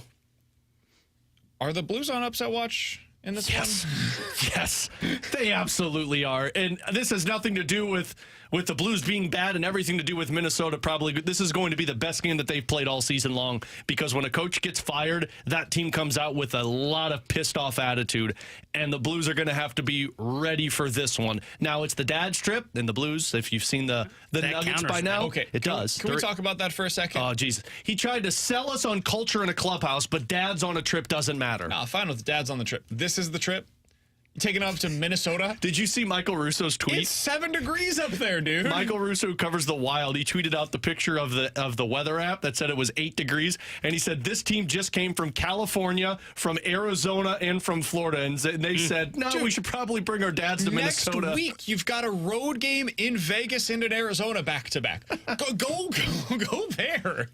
Go to Arizona. Go to It's Las smart. Vegas. Well, they had to bring their dads because they got to win these games. I mean, obviously, Columbus coming up later on this month. T-Bone can tell us a great spot. Go there. That better not be the mom's trip because that was miserable up there. Yeah, I don't understand this one, but hey, neither here nor there. I'm sure they're having an outstanding time, but woof. Yeah, well, So we just doing stuff indoors. Yeah, exclusively. Although, remember, these are all like Canadian dads that probably thrive in these This conditions. is summer. I bet they're wearing shorts to this game. Yeah. Me and my dad No would be doubt like, about it. nah, we're good. It's like the Winter Classic one where they came out with the beachwear. Yeah. Psychotic. But when they did that, I fully expected the Blues to just annihilate Minnesota. We're expecting the best game of the year from the Wild. Correct. Blues win. Final nail in the coffin. You can write off the Wild. Blues win tonight. If they lose tonight and they don't have a response to their coach being fired, something's gone horribly wrong. Well, look, I mean, Look at the positive side. Michael Russo did an incredible job covering this. So, like last week, in the midst of this losing streak, Bill Guerin basically went into the locker room and did the "you guys better get your bleeping heads out of your you know what," and that didn't work. And so you fire the coach. But this is my biggest problem with the NHL. Like, you fire a coach and you bring another coach who hasn't had a lot of success to take over a team that you want to have success. At least when the Blues did it, they brought in a dude who is having success in the AHL currently. The thing that I find interesting about the Wild, though, Alex, is we knew this was potentially coming for them because of those buyouts that they did. We said at the time when they did it, like, hey, you better hurry up with this. Like, if you don't get this thing going quickly, those 2 contracts are on the books for, another 3 years? And it's $14 million. And so people that want the Blues to just buy out Torrey Krug and Nick Leddy, this team, Minnesota, is paying $14.7 million for the next 3 years to Parise and Suter. So they can't do anything with their team. And even Bill Guerin said, like, look, he's got a hand tied behind his back because we can't give him the proper roster he deserves. So $83 million is the cap right now for the NHL, right? Yes. So 20% of that essentially is ineligible to be used by the Minnesota Wild. Yes. Instead of playing like everybody, they're almost playing a different sport than the rest of the league. Everybody else gets to use $83 million for the most part. Obviously, there's exceptions within that group. And they're playing with $68 million to spend. Yes. They've essentially gone back 15 years with the NHL salary cap, and they're playing with that amount of money that's allotted to them. It's like they're trying to use like the payroll that the Tampa Bay Rays or the Minnesota Twins are using in Major League Baseball right now and going up against the Yankees on a year-to-year basis. It's tough, man. And they were already locked into other contracts, so it's not like they just had this clear cap situation. It's honestly amazing that they were able to do as well as they did early in those buyouts, and now they're hitting a wall, and it's not going to get any easier from It's there. wild, too, because Literally. the pun was intended. If you look at their roster, they have a really good roster. They're a like good top team. 6, top 4 defensemen. Your goaltending has been abysmal for them this year. But like, you got a good roster in place. That's more than likely why they fired the coach, and that's why you never saw the Blues do this with Craig Berube last year, because Doug Armstrong realized, look, this isn't the greatest roster in place. We know the coach can coach well with a good roster. That's why Ollie's still here, too. Good coach, good manager. Yeah, this roster's pretty poor, rosters. right? It was last year. Was it? The offense, man, that offense that They should got have been hurt. 2004. 2015, Terrible. And they got hurt. Did they? Yeah, Who got Arenado, back. Gorman, back. Goldie, Well, it back. didn't hurt that 30-plus home runs for all those guys. Yeah, I mean, they didn't produce the way they were expected to. Good thing they this went is out the there and year- got a better roster for this this is upcoming the season. year- That's right. With The this- rotation's going to hold everything up. It's going to prop it all up. This is the year we find out what Ollie truly is. I actually believe that. Yeah, I do too. No, you I am don't. No, you don't. fascinated to see how he handles a bunch of 81 win season, BK's going to be like, go Cards. I believe in this roster. The Blues? Me too, man. Blues back in action tonight. Alex will have your pregame coverage coming up at 6 o'clock. Blues fans, you can join Jamie Rivers and Donnie Fandango with a special live taping of the Last Minute Blues podcast on Wednesday night from 6 to 8 o'clock. That's coming up at Twin Peaks in Maplewood. You'll hang out with Donnie and Jamie from 6 to 7, and then they'll have a live 7 to 8 o'clock podcast taping out there at Twin Peaks in Maplewood. Join them on Wednesday from 6 to 8 o'clock for a live Last Minute Blues podcast. He's Alex, that's T-Bone, I'm BK. Coming up next, it's The Junk Drawer here on 101 ESPN.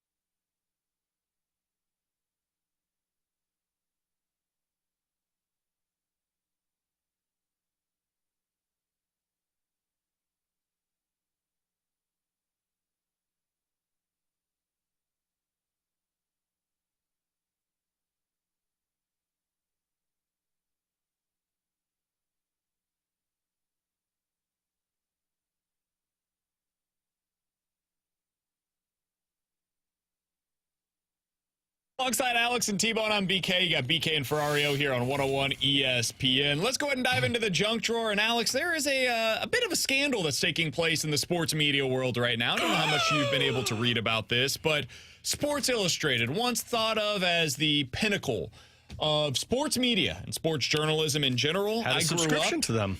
T-Bone, did you have a subscription to Sports Illustrated growing up? I had still a thing at It that was point? a thing. It wasn't as big. My dad had Sports Illustrated, then I had the Sports Illustrated for kids. I had that subscription. Totally didn't have the subscription for the swimsuit magazines. No, for sure. Of course not. Mine was sports. Sure. I remember how big of a deal it was when somebody was on the cover of Sports Illustrated, where it was like, I remember Bryce Harper being on the cover and be like, holy crap, this kid's in high school and he's on the cover of Sports Illustrated. Was the Madden video game and Sports Illustrated cover. That was like the two biggest things in sports. And the Wheaties. Oh, yeah, the Wheaties box. That was like I early definitely don't hours. remember that. Yeah, that was like 90s. Those are like the three big deals, right? Like if you got on the Wheaties box, like holy crap, man. And then there was a time where it was like Gatorade. If you had your own Gatorade, like whoa. And then the shoes. Now the shoes just seem like everybody gets them. But before it was like you had to be the best of the best to get shoes named after you. So back to Sports Illustrated. Sports Illustrated was once upon a time like the best writers that you can think of that wrote about sports, they wrote for Sports Illustrated. That's where you found their stories. And you'd open up the magazine and you'd have this hard copy in your hands and you'd spend some time with it, right? Not anymore. Now everything's digital. You just go over there. Nobody's got subscriptions to anything and the actual handheld digital version. It's all online. So for Sports Illustrated, they decided to get in on the, get in while the getting's good. It's sports gambling content, right? Sports betting. Ooh. We do the same thing. No harm, no foul. I get it. But I expect that when I'm reading something about sports betting, it's written by a human, especially when there's a byline next to it, Alex. And it's got a picture of this individual who wrote the story about, sports betting. Not on Sports Illustrated. Oh. They bought Who wrote it? AI-generated headshots. Oh, nice. And created fake writing profiles so they could publish AI-generated content and make it look real.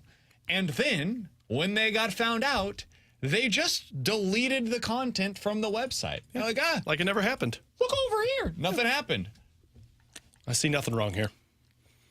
Wait, I have a question. How do you find out that, by the way? Yeah. So I Did know the picture when I'm look looking. like a robot? No, it looked like a person. It looks I've seen the real. photo. You can tell after you see it that it's just downloaded from an AI-generated place. But, it looks legit. Dude, this is problematic. It's not even about the AI-created stories. Like, this is happening in radio. There are places that are just purely automated that are radio stations. There's media websites that you can go to where they are writing, especially high school football stuff, because it's expensive to send a reporter to the high school football games. There's a lot of places that'll just gather around the stats, let somebody gather all the stats, and they'll have the AI-generated story that posts on the website. That stuff happens, but it has to be written as such that it says, this was written by AI. Instead, Sports Illustrated trying to pass it off as if they've got all these different people that are writing these stories for you. Whew, that is where I've got an issue with it. Passing it off as legitimate content when in reality it is generated by this AI technology. That's the problem here to me. It makes sense that they're doing it for sports betting too, because what's the simplest way to have AI generate stories about something? It's purely sports betting. Analytical. Yeah, sports betting. Because that's what you're doing anyway. But yeah, to pull that off as if there's nothing going on. All I know is I sleep very well at night knowing that you can't AI recreate this level of entertainment that we provide. Specifically me. AI's not giving you my yeehaw. No chance. Or doing a Ferrario 5, or giving you the ooh, hoo, hoo, hoo, or singing and Believe It or Not. Oh, they might do that. It might do it better. They probably could do that better. Yeah, are you kidding me? That's what makes ours unique. They Ours sure as sucks. hell would not give you what we gave you in the opening segment, though. Yeah. Or AI's not waxing chests. True. What? Or chucking tomatoes at Or somebody. chuck. Oh, yeah. I forgot Oh, about that. speaking of which. We got a loser. Yeah, well, make sure you get the tomatoes a little bit. I had the best freezing month mine. that we've had so far this year. Dude, nobody cares. It's really frustrating. Because Alex was so bad, it's not even going to be celebrated that I got 21 nobody cares. of the potential 24 points this month. I was terrible. I'm on a heater, boys. An absolute heater. of epic proportions. Yeah, and and Alex over here, I got 9. Yeah, and got 9 points this month. Problem with those eaters is as soon as the dealer pulls blackjack, you're just going to lose all of your money. Alex did go 2-1 this week. And the loss was the Texans. Which was like 1 point. I mean, you were right there. That field goal, I'm probably thinking we're in this. T-Bone went 1-2. The only win he got was with Michigan. The game. I went 2-0-1, and if the Eagles had kicked the extra point in that game against the Bills, 3-0 week again for your boy. Unfortunately, Okay. They pushed. I'm sorry, but I got another junk drawer story we got to get to really quick. Go ahead. The Blackhawks just released a statement on Corey Perry. They said after an internal investigation, the Blackhawks have determined that Perry has engaged in conduct that is unacceptable and in violation of both the terms of his standard players contract and the Blackhawks' internal policies. They intend to promote professional and safe work environments. He's been placed on unconditional waivers, and when he clears, they're terminating his contract. They confirmed it. The scuttlebutt is that Corey Perry, on a mom's trip, slept with Connor Bedard's mom. Now, they've said he's away from the team for personal reasons. This all but confirms that Corey Perry just slept with Connor Bedard's mom on a mom's trip. Everything is going great up in Chicago. Oh, my God. What a story. Could you imagine? That's the number one. This is the next Connor McDavid. They literally signed Corey Perry to be a good influence. Like, the entire reason they gave him real money. Because they were like, hey, we need veterans in place because we've got this superstar prospect. I don't think the influence that they thought that he was going to be is a father-in-law. Like, this is crazy. Oh, man. Oh, you went there. Oh, no. Wow. This is Zach Wilson level stuff. I can't. I can't even. Like, it's one thing to say that he's away and just leave it up for interpretation. Hey, today we've come to the decision that we're going to move on from Corey Perry. We wish him nothing but the best moving forward, but it's in our team's best interest to go separate ways. Corey, wish you nothing but the best. Can anybody employ this man? Oh, yeah, I think so. You think? Would you take him? No. He doesn't need to be sleeping with any moms on this team. His dad's true. He's good. He's good here. Well, yeah, but the moms are going to be there sooner or later. Do they have a mom's trip planned? No, I don't think so. I think they either do. Any team that brings him in has to wait till mom's weekend. Yeah, that's what I'm saying. I bet he goes to Anaheim.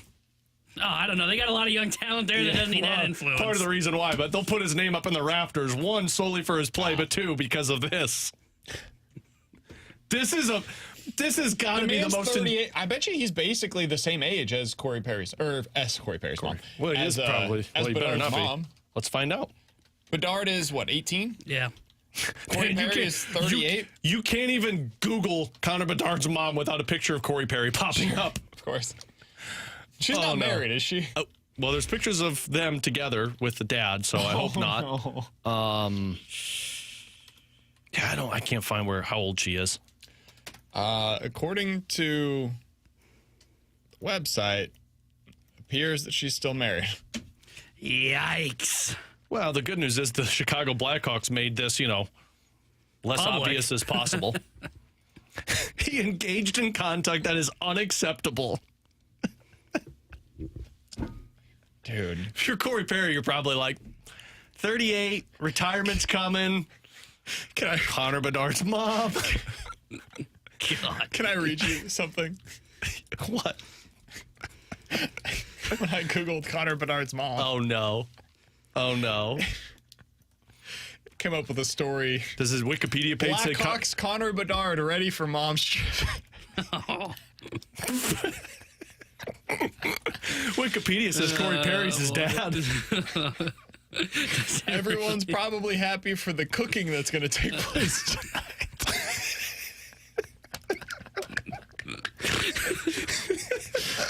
When he first arrived in Chicago, he said he sometimes relied on the long-distance recipe assist from his mother, Melanie. I've been pretty good at cooking lately, so I'm not going to lie. I've been kind of whipping stuff up that I'm learning from her. I feel so bad for him. Corey Perry. It's good to have her here to cook for me.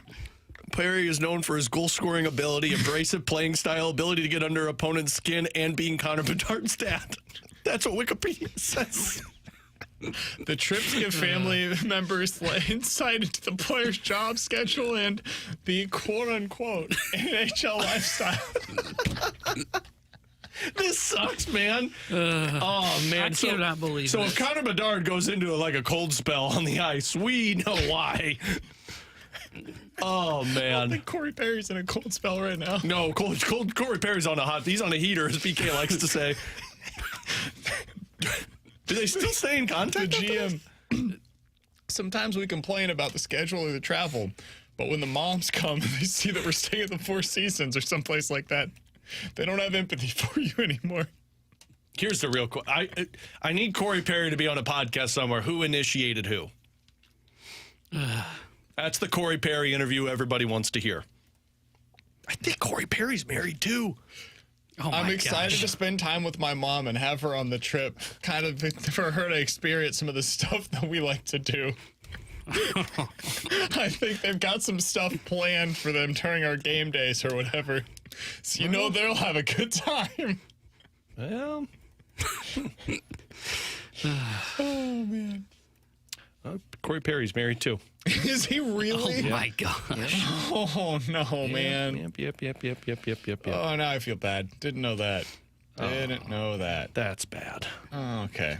Coming up next. Jesus Christ. I still can't get over the Blackhawks PR says he engaged in contact that is unacceptable. It's a follow-up question at a press conference. What was the conduct that was unacceptable? Yeah, I will say there were rumors of this happening in a Major League Baseball clubhouse. I'm not saying anything more. It was not here in St. Louis. Wasn't this Ben Zobrist? We talked about this on the air. Yeah. We didn't say who it was, right? Yeah, we did. So, we talked about this because we joked around about she was a Singer. Christian music singer, and I probably made some terrible Tommy references. LaStella. Yeah, I really wanted here in St. Louis. So here's I was told, hey, probably not a good idea. So, real question though, would this mean Corey Perry's going to be out for the rest of the season with a lower body injury? the Cardinals need to acquire an ace. How do they do that? We'll talk about it next here on 101 ESPN.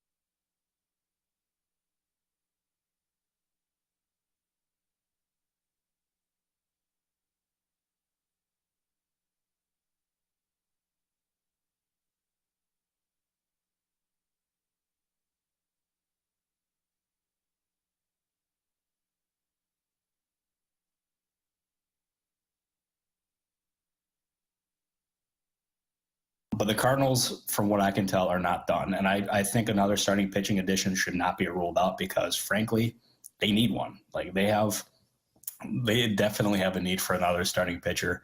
And I really don't think that their additions from that they've made so far have moved the needle much for them in terms of upgrading. And I think that's something they absolutely need to explore. But they're going to be very active. And if you talk to Cardinals people, they will continuously say the same thing. This offseason is just getting started and they are not done. And that applies to them now, even after signing Sonny Gray. That was Robert Murray on his podcast the other day. @ByRobertMurray is where you can go to find all of that great content from the MLB Insider. Alongside Alex and T-Bone, I'm BK.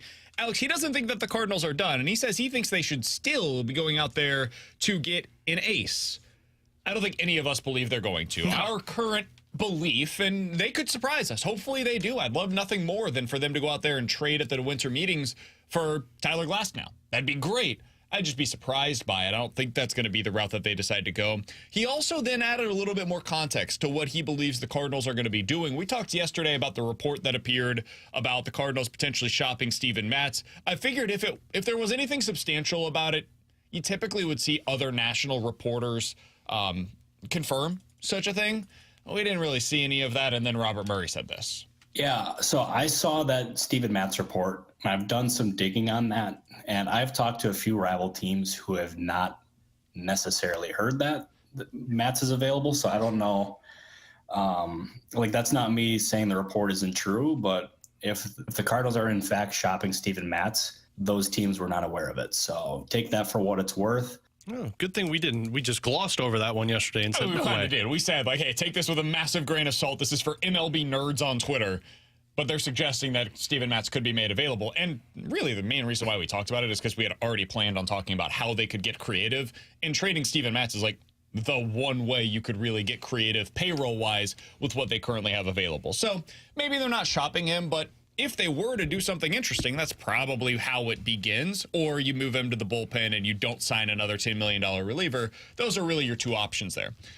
T-Bone, you said coming into the show today, I've got an interesting thought on how the Cardinals can acquire an ace. And I was listening to the Fast Lane yesterday, and according to you, you were mad about something that Stalter said. What happened, buddy? Yeah, I heard Stoltz say, that the Cardinals, the only way they can get an ace is developing an ace. They're not going to get a free agent. They're not going to go trade for a guy.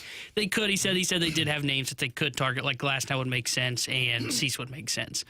If the Cardinals are going to operate that they can't ever sign a free agent ace, quote unquote, like a Blake Snell and Aaron Nola if he were available, or just don't want to pay the price for a ace pitcher on the trade market like Dylan Cease, they don't want to give up a Gorman for him, quit operating like a small market team, because that's what small market teams do. Small market teams won't go to a bidding war for an ace. They won't trade for an ace because they like their prospect capital.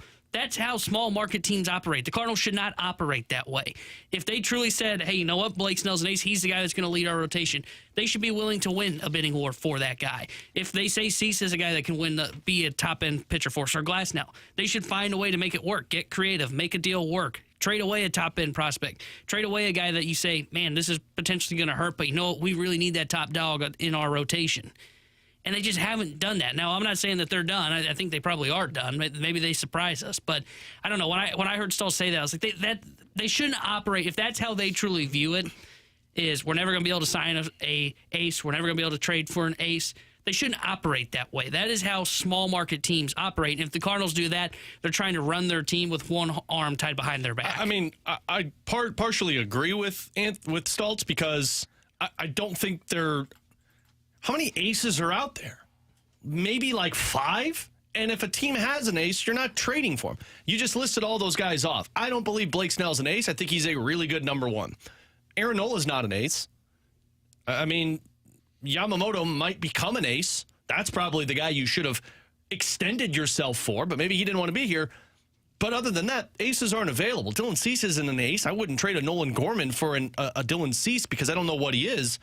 So they do have to develop those aces. Like anybody who has aces, 9 times out of 10, you're developing them from internal. So let's hear what Stelter actually had to say. I want to hear the context of this. What did Anthony Stelter actually say yesterday on the Fast Lane? If you went into this offseason thinking, well, the Cardinals need an ace, no excuses. I agree with the first half of that. They need an ace. You're going to have to develop one, guys. That's just the reality. You can get pissed at me if you want. Dylan Cease, if the White Sox want to use that chip to force a rebuild or to spark a rebuild, Dylan Cease makes sense. The Rays are very unlikely to pay Tyler Glass now beyond this year. Those two guys make sense. But your long-term ace, Jamie, has got to come from the organization. But you have to develop that guy. It might not be any of them. You have to develop those guys, though. That's the reality. You're in St. Louis. You're not New York. I think there's some truth to what he's saying. If you want a long-term ace, I do think that there's some truth to what he's saying. Here's the thing. Who was the last ace the Cardinals developed? Like, drafted, developed, came through the organization, and then was an ace long-term here in St. Louis. Who was that guy, the last one that the Cardinals developed? Waino? No, he wasn't drafted here. Oh, well, that's true. I don't think you have drafted and developed. Did you draft Bob Gibson? Jack was there for a year. Would you consider Matt Morris to be an ace at the time? No, I wouldn't. I mean, how far back are we going before we start talking about, okay, maybe the Cardinals don't really draft and develop aces? Well, they do. It's just for a short sample size, and they don't know how to find the guy that's an ace. If you only do it for like a couple of years, like Sandy Alcantara for a couple of years was considered to be an ace. He's got to get back to form in order for me to consider him that again. He had a down year this year and is now going to miss the entirety of next season, it sounds like. Right now, it's kind of hard for me to consider Sandy Alcantara to be an ace when you only did it for a couple of seasons. If we look back 5 years from now and that was it was just this shooting star across the sky, you're not going to look back and say Sandy Alcantara was an ace. You're going to say he had a great couple of years. You look back at Jack Flaherty. Do any of us consider him to be an ace? No. No. Why? Because he only did it for like a year and a half. If he did it for longer, yeah, that's when you become an ace. Justin Verlander, that dude is an ace in every sense of the word. Max Scherzer, ace. What I think you were seeing right now from Zach Wheeler, that dude is an ace. Who else, though, fits that criteria right now in Major League Baseball? Shohei. But he's not even pitching next year. Well, but still an ace. I'm not sure I agree. Shohei Ohtani, while amazing as a pitcher, I don't know that I would consider him to be an ace. Like, you look at some of his... You think? Mm-hmm. I don't know, man. Like, he's a really, really, really good starting pitcher. I don't know that he's on the same level as the guys that we're talking about here with... Verlander or Scherzer, like prime versions of those players. I don't know. He's too many walks relative to those other guys. And if you end up looking at the back of the baseball card when it comes to the innings at the end of the year, you're going to be left a little disappointed. He threw 130 innings this year. 2 years ago, he was at 130 as well. The one prime great season that he had there was last year, 2022, when he threw 165 innings. I think he's a number one. And maybe this is me doing the thing where we have a disclaimer of like number one versus aces, but I think that's what we really should be talking about here. I think Dylan Cease is a number one. I'm not sure he's an ace. Yeah. I think he could develop into one. And I think if Stultz would have changed and I understand where he's coming from, but if this conversation was talking about the Cardinals have to draft and develop a number one, they can't acquire one, that's where I take Tanner's stance. That is operating like a mid-market or a small market team because you can acquire number ones. There's plenty of them available to you. Are they aces? Probably not, but how often do teams develop aces or trade for aces? You can acquire number ones. You've had back-to-back seasons where you could have acquired number ones and you chose not to, and so now you're sitting here saying, well, we got to hope we develop one, and that's the small market. That's the Cincinnati Reds, Pittsburgh Pirates mentality. Like when... Not 2 years ago, I think it is at this point when Scherzer was a free agent, but the year where he signed with the Washington Nationals. 2016 or not 15? having interest in a Max Scherzer as a free agent. That's a choice. That's not, we can't afford that. No, you could have made that contract work. Yeah. We've seen them make big contracts work. You could have paid a Max Scherzer to be in here and be your ace for the 7 years of that deal. It was more of a choice of not to. No, we can develop pitching. We can develop that ace. And to Mike's point, when was the last time that they actually did that? Yeah. And you tried with David Price, too. The year he left Boston, you tried for it, but you weren't willing to pay him. A bunch of different dudes, right? We tried. We got so close, and then they ended up going elsewhere. Yeah. But they don't get him. Well, good thing they tried and accomplished Lance Lynn and Kyle Gibson. Oh, no, they tried and accomplished Sonny Gray.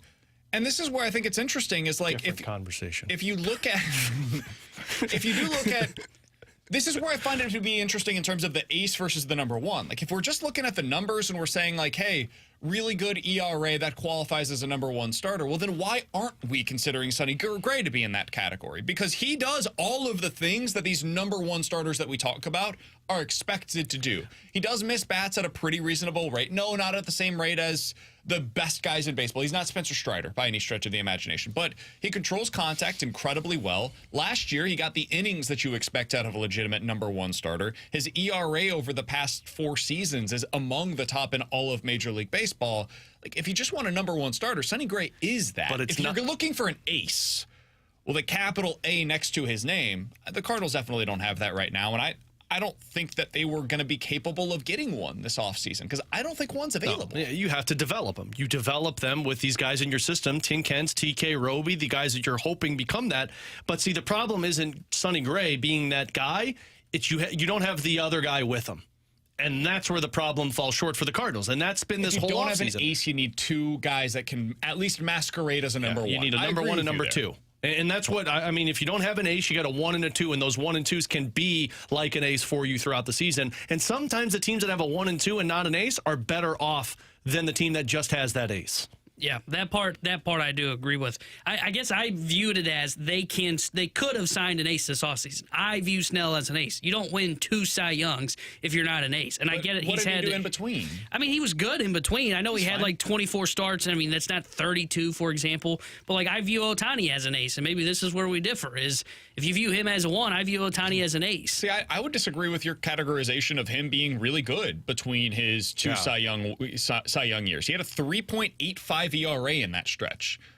If you had signed Blake Snell between 2019 and 2022 and you signed him to a 4-year deal worth even $100 million and what you got for that was an average of 21 starts per year with 100 innings and a 3.85 ERA, we would have all been hugely disappointed by that contract for him. Hell, if Sonny Gray comes to St. Louis and what he gives you over the next 3 years is an average of 130 innings per year and has a 3.85 at the end of it, we're going to be disappointed. And you should probably be disappointed in it because that's not a number one. That's not a front-end starter. And that's what Blake Snell was in the 4 years between when he won the Cy Young for the Rays in 2018 and when he won it this year for the San Diego Padres. So I don't think he's an ace. I think you could put him at the front end of your rotation and you feel totally fine about it. But if he's going up, like, if you're putting him compared to Verlander or Burns or McClanahan when healthy, Zach Wheeler, those guys are, Garrett Cole, those guys are aces. Every year I can expect a sub-3 ERA. I can't do that with Blake Snell. To me, an ace is about consistency. Year in, year out, you're giving me the innings, you're giving me the strikeouts, you're giving me the ERA. I can expect all of that and write it in pen. If you're a number one starter, which, again, is a slight difference there for me, then I think there's a little bit of a difference of, yeah, in any given year, you could be that. But you're not that every year, therefore you don't get the ace label. Well, see, then maybe this is where I'm taking this ace label, as I view the ace / the 1 as kind of the same thing in my opinion. Fair. And that's why, like, when I hear Stoltz say something like, well, you were never going to sign a ace / number 1 this year, I go, wait, you should have targeted Blake Snell. Because whether you want to say though he had been inconsistent to your point there, the dude's won 2 Cy Youngs. He categorizes as, hey, that's a number 1 that when he hits his peak, man, he's the best pitcher in that league. But see, he falls into that category of, did he want to be here? Because I fully believe Blake Snell's probably like, no, I don't want to play in St. Louis. Mine is the Yamamoto side of it. And I think he's the same way. That's the one you should have reached for. And that's the one that's frustrating when you see the contracts for Lynn and Gibson, to where that money could have been allocated towards a Sonny Gray, who is a perfectly adequate number 2 for you, sure, and then reach to get a 25-year-old guy who is a 1 who has the potential of being an ace. Unless he also didn't want to come here, which is just the information that we don't have. And that one's just hard. We'll never know, unfortunately. Mm-hmm. And like, if he wants to go to New York or go to San Francisco or go to LA, first of all, totally fair. I get it. Like, there's coming here to play in St. Louis, while for a lot of players, Sonny Gray clearly loves the idea of playing here. Not for everybody, and that's fine. But it does change some of what we can realistically expect. And that gets you back to the trade market. And T-Bone, this is where I think you have a really good point. Like, whether I believe in an ace, number 1, whatever, it doesn't set all of the labels aside for a moment. What they do need is a front-end starting pitcher, whatever you classify them as.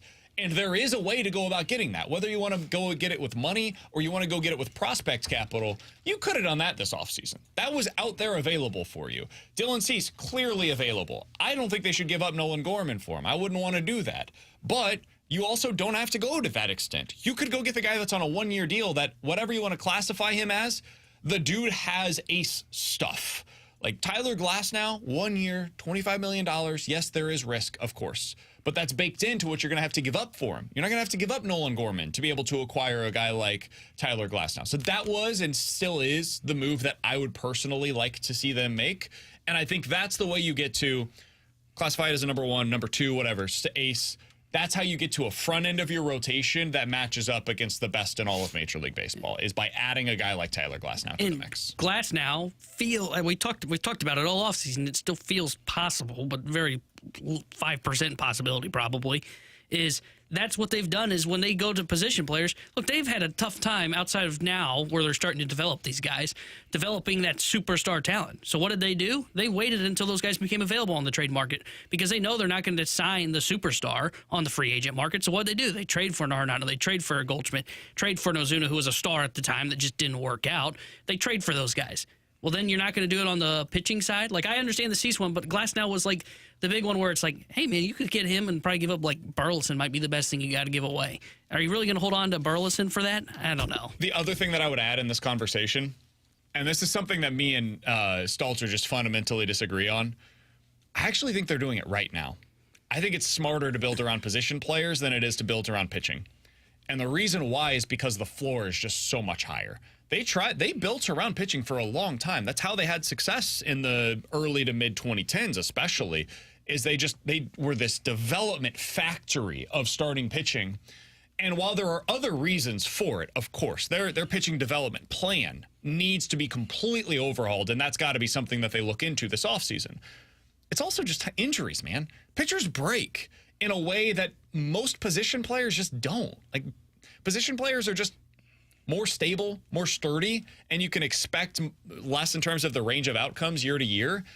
Pitching breaks, and so you get a thing like Jack Flaherty where his shoulder just gives out on him. You get something like Carlos Martinez where, yeah, his head was also part of the issue, but also so was his shoulder. His shoulder gave out on him. Alex Reyes, guess what? It was the injuries that ended up being the biggest issue there. Michael Wacha, why didn't they keep him around long term? It wasn't about his lack of stuff. It wasn't about his lack of success here. It was about the injury questions that resolved around him. What was it with Jaime Garcia? Mentally, yeah, a little fragile there, but also he was hurt all the time.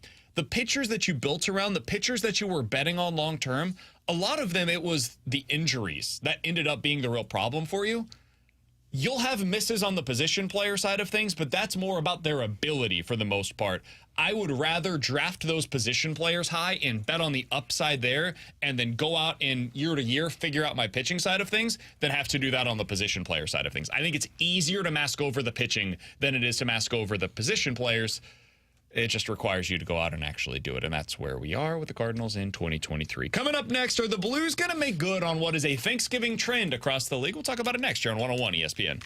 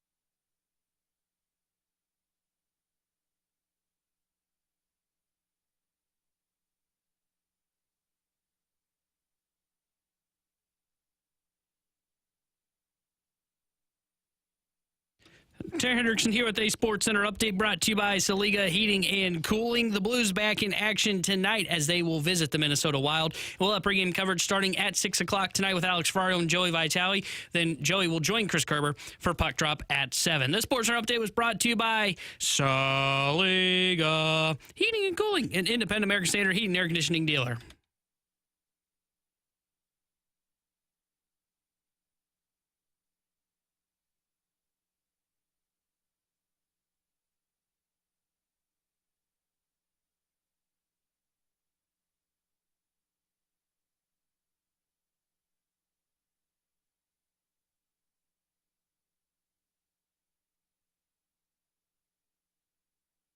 Keep improving. Like I said, I think that our team defense can keep improving, and our power play has to improve.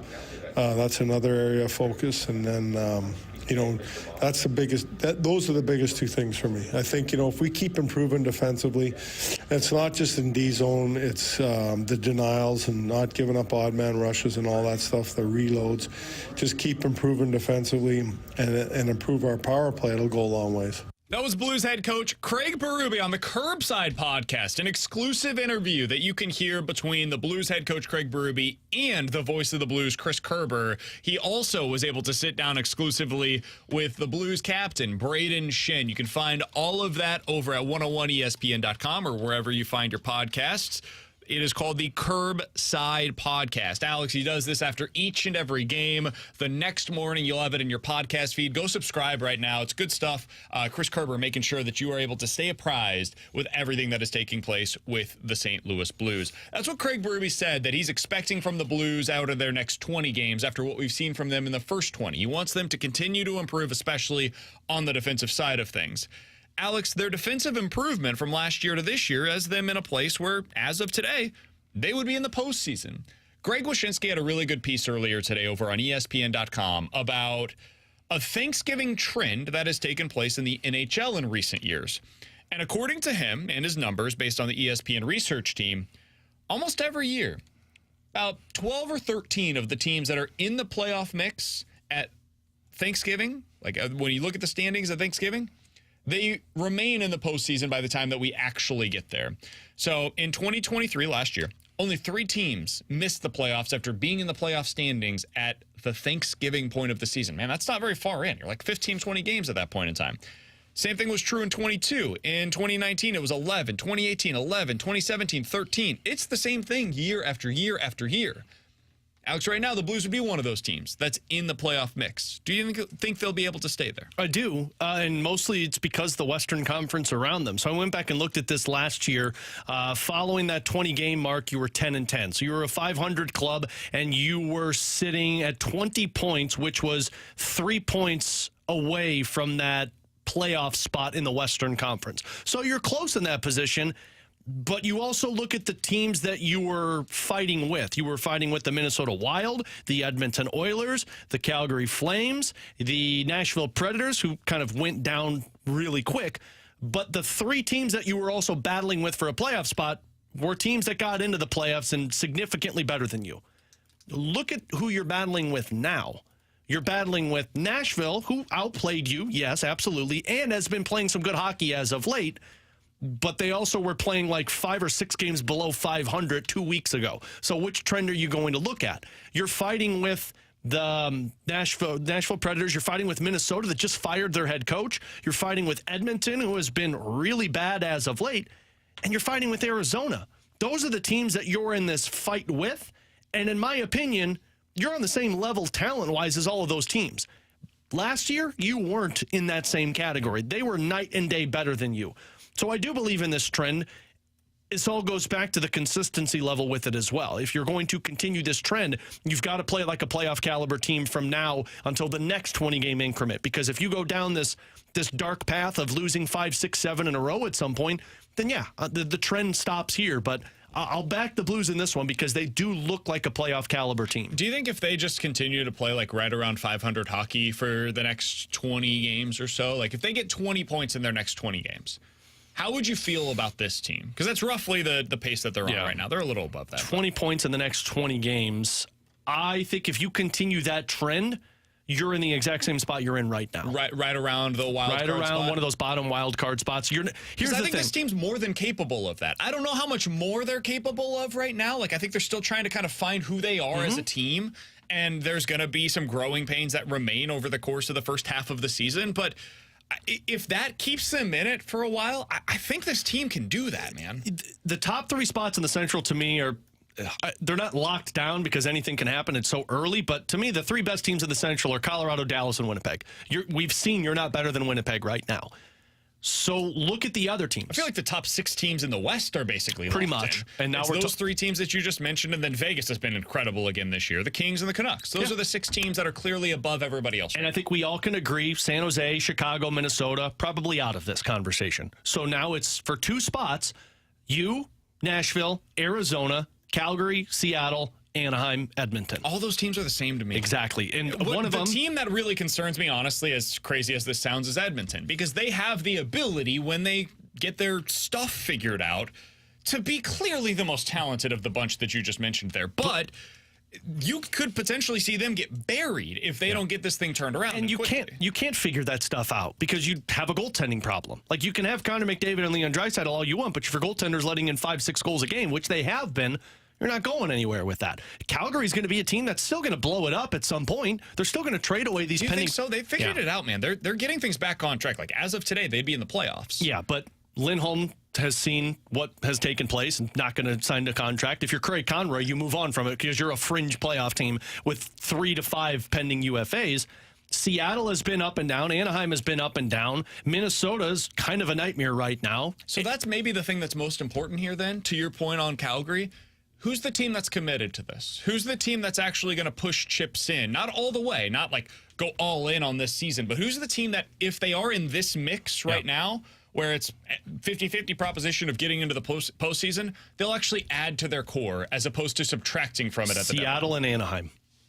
And right now, Anaheim has lost 6 in a row. I'd put Arizona as like a wild card in there. But see, their general manager, who we had on, Bill Armstrong, even said, like, we're not a playoff team yet.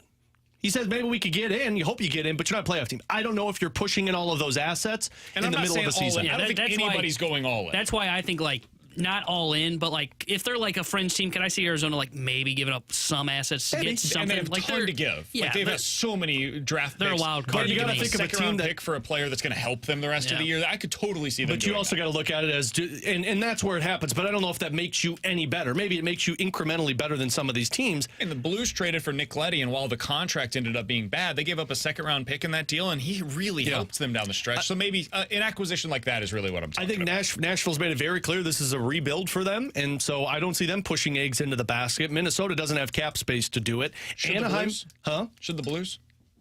If this is where they're at and the teams that you're talking about aren't willing to do that, the Blues have multiple second and multiple third-round picks in the upcoming draft. Would you consider doing that if you're them? I would if it's a move like we just talked about with Nick Leddy, where you're giving up a second-round or a third-round pick for something. That's what you're really and really what we're talking about if you're doing this is you're bringing in somebody to replace a Jakub Vrana, to be in your top 9 to play. And you can acquire something like that. Heck, you just got it off of waivers with Kasperi Kapanen. Yes, I would do that. I'm not trading prospects or first-round picks because you're not in that position. Coming up next, we're going to hit the BK and Ferrario Rewind to finish this thing off and talk about how the Cardinals rotation in 2024 could remind you a little bit of 2011. We'll do that next here on 101 ESPN.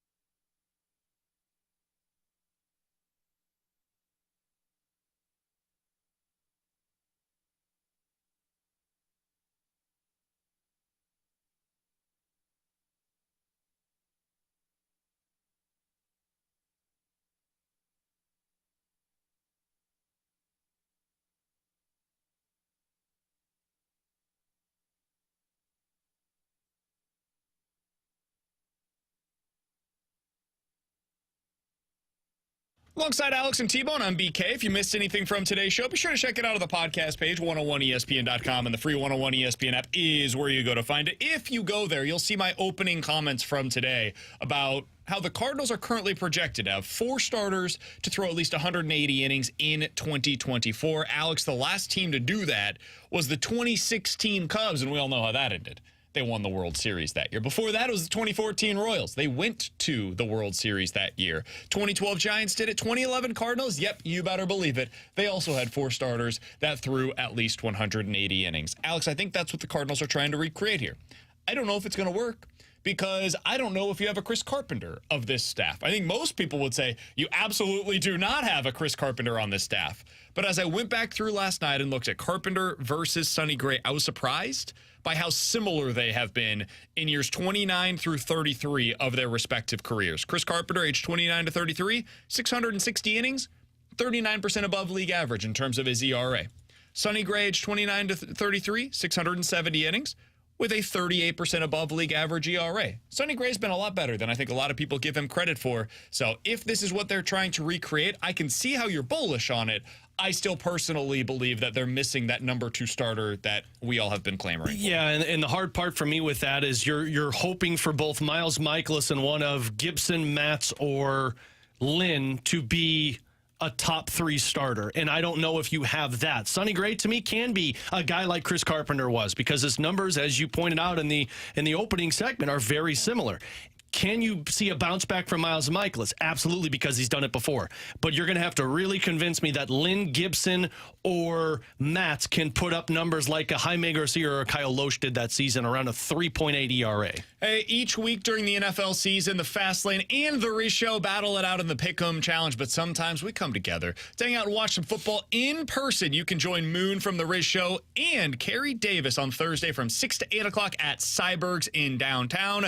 Go out there, hang out with CD and Moon from the Riz Show. For Alex Ferrario and Tanner Hendrickson, I'm Brandon Kiley. We'll talk to you guys tomorrow at 11 a.m. The Fast Lane coming up next with Jamie Rivers and Brad Thompson here on 101 ESPN.